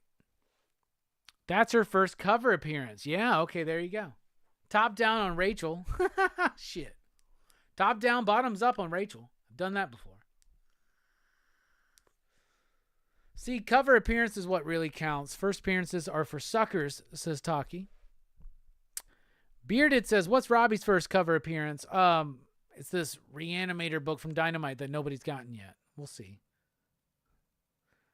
But that should be it.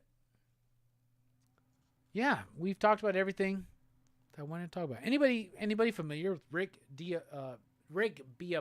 Beato?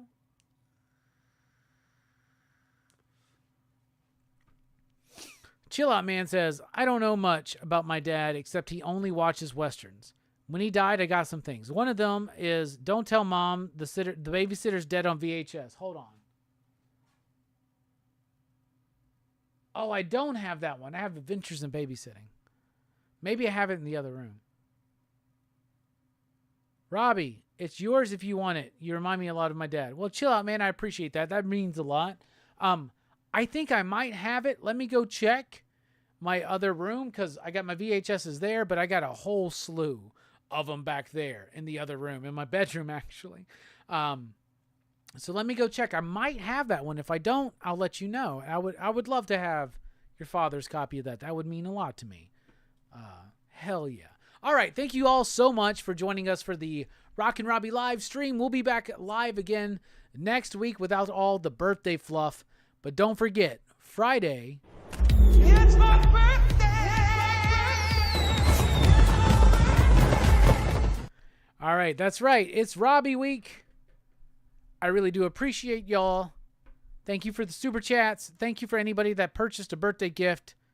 There is a link right there dropped in the chat, as well as at the top of the chat, pinned, and in the description. Send me gifts. It's my birthday stream. Yeah, it's my birthday stream, Bearded Greg. My birthday is Friday, and today's my Rockin Robbie live celebration of my birthday. It's Robbie week. Robbie week. So, hope everybody had fun. Tomorrow, your assignment is this. Go to whatever your day is tomorrow. Whether you're at work, whether you're off, whatever your day is tomorrow, fucking crush it. Be productive and crush it. And then come back and check me out on the EXP as we talk with Dynamite about some of the comics they got for sale. Some really cool stuff there. Then join us over at PCP Movie Night for Days of Thunder. That's tomorrow night, 8 p.m. Central Time, here on the channel. Thank you all. We love you. We appreciate you. We are doing a birthday stream on Friday. No. Friday, I'm doing Friday things in town. So tonight's the birthday stream. Also tomorrow night, if you'd rather do that, we could do that tomorrow night. But yeah, no, Friday is actually spent, Friday night we're going to Twin Peaks and spending time with friends and loved ones and family. That's what we're doing. That's what we doing. Yeah, Robbie's first cover appearance was 43 years ago in his baby cover. You know it, buddy. All right, y'all. We love you. We're dipping out. Thank you all so much. Y'all make life worth living. And I really fucking mean that. Y'all are the best. We'll catch you next time. Station. Pop, pop. Boom. It's my birthday.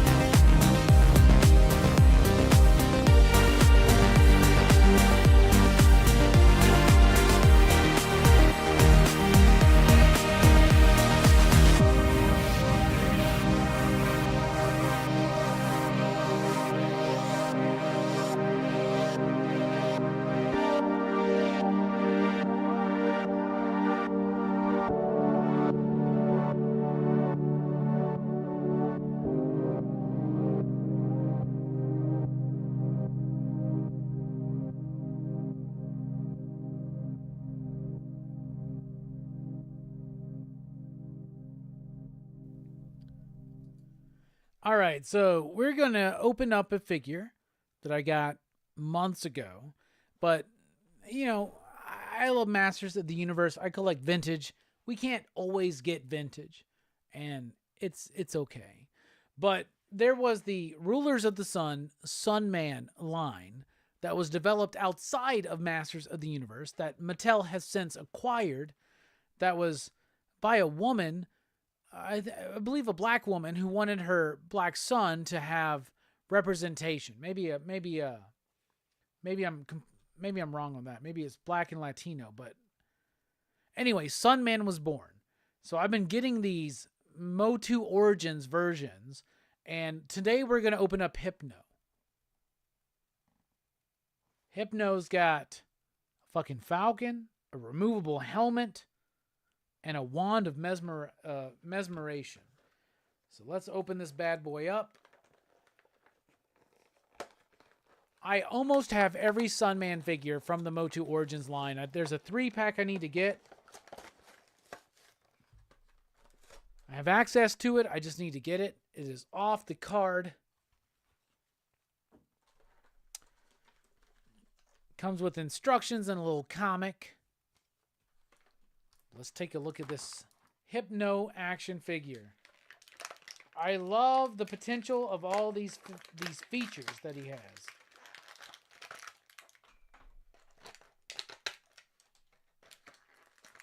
Fuck yeah. If I was a kid, I would already be super into this because get a dope figure right there.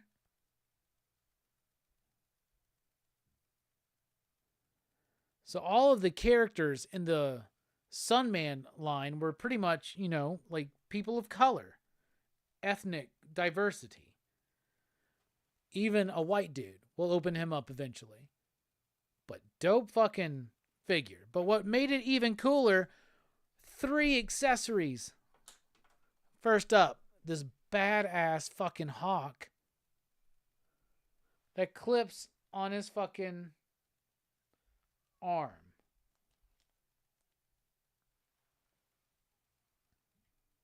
That's fucking dope as shit. Damn Hypno. Look at that. Next up, the wand of mesmeration. It looks like a lollipop, but look, it spins, so that's fucking dope. So he hypnotizes people. What's that supposed to do? Hypnotize me? No, give you a splitting headache. So the figure's already dope as shit because there's a damn bird that sits on his arm, as well as the Hypno lollipop. But then you add a removable helmet. Which makes him look like an Oompa Loompa.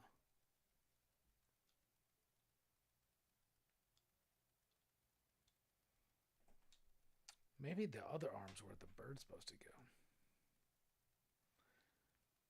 I put him on backwards. Hold on.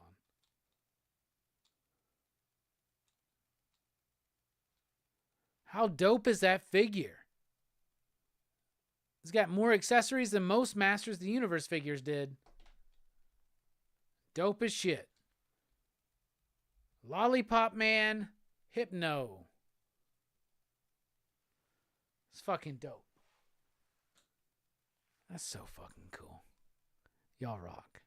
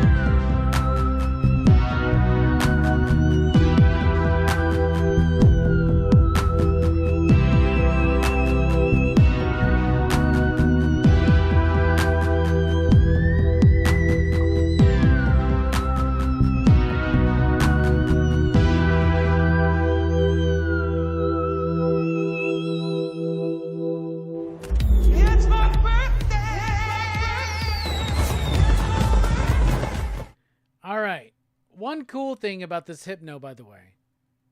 Not only does he have the bird and the removable helmet and the Hypno shield lollipop, it has a place to put it on his harness.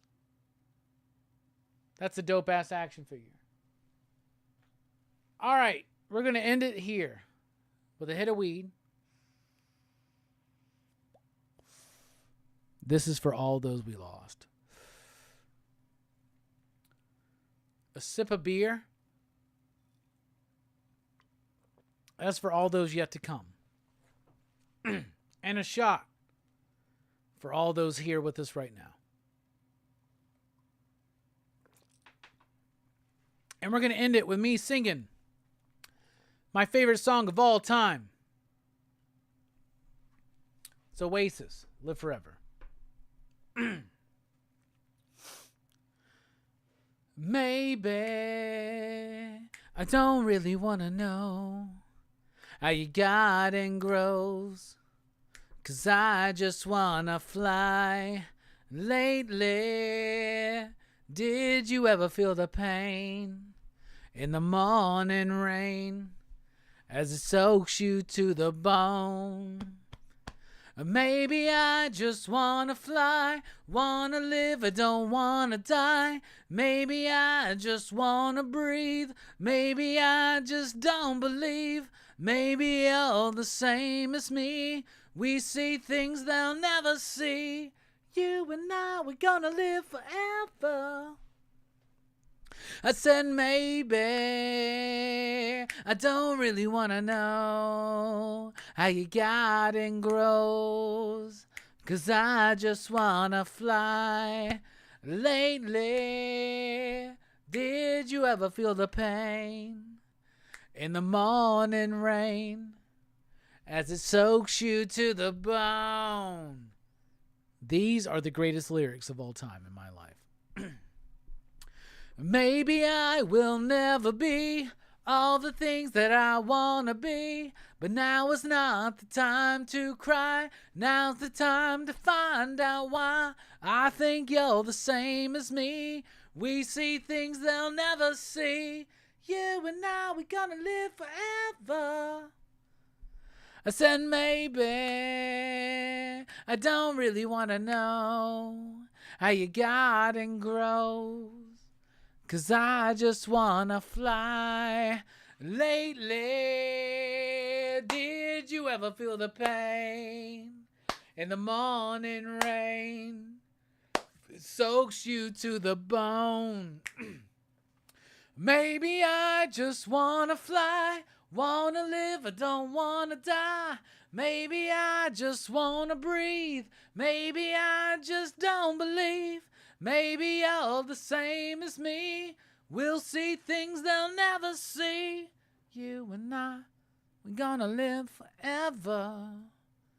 Do, do, do. Gonna live forever. Yeah. Gonna live forever. Yeah. That's one of my favorite songs ever. And we're going to end it with this. I wish I would have met you, but now it's a little late.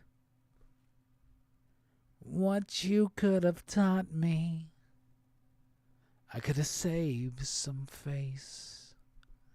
They think that your early ending was all wrong.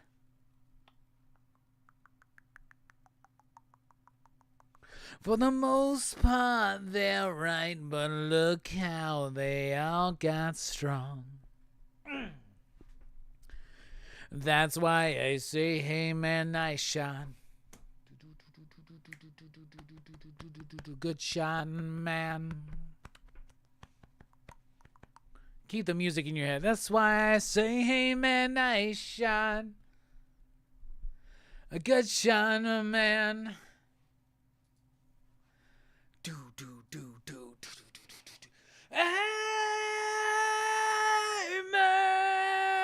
Amen has gone. Amen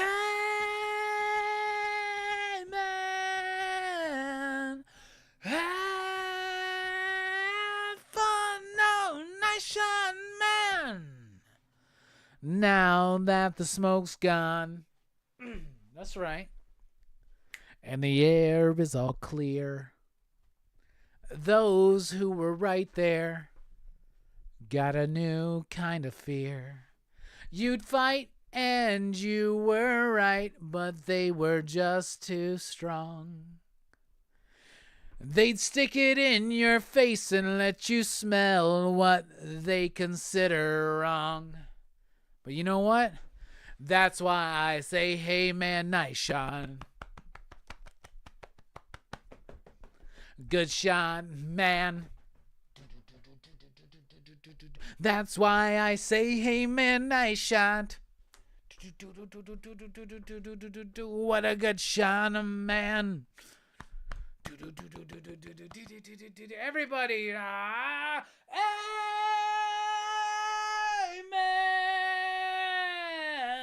has gone. Amen.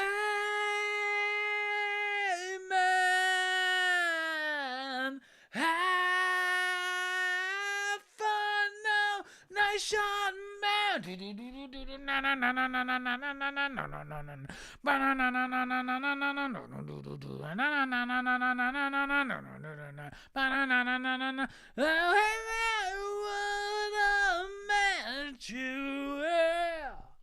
I wish I would have met you. I'd say nice shot. Short Bus is a way better album than people remember. It's true. It's just the way it is. Station, love y'all. Happy Robbie Week. Ha ha!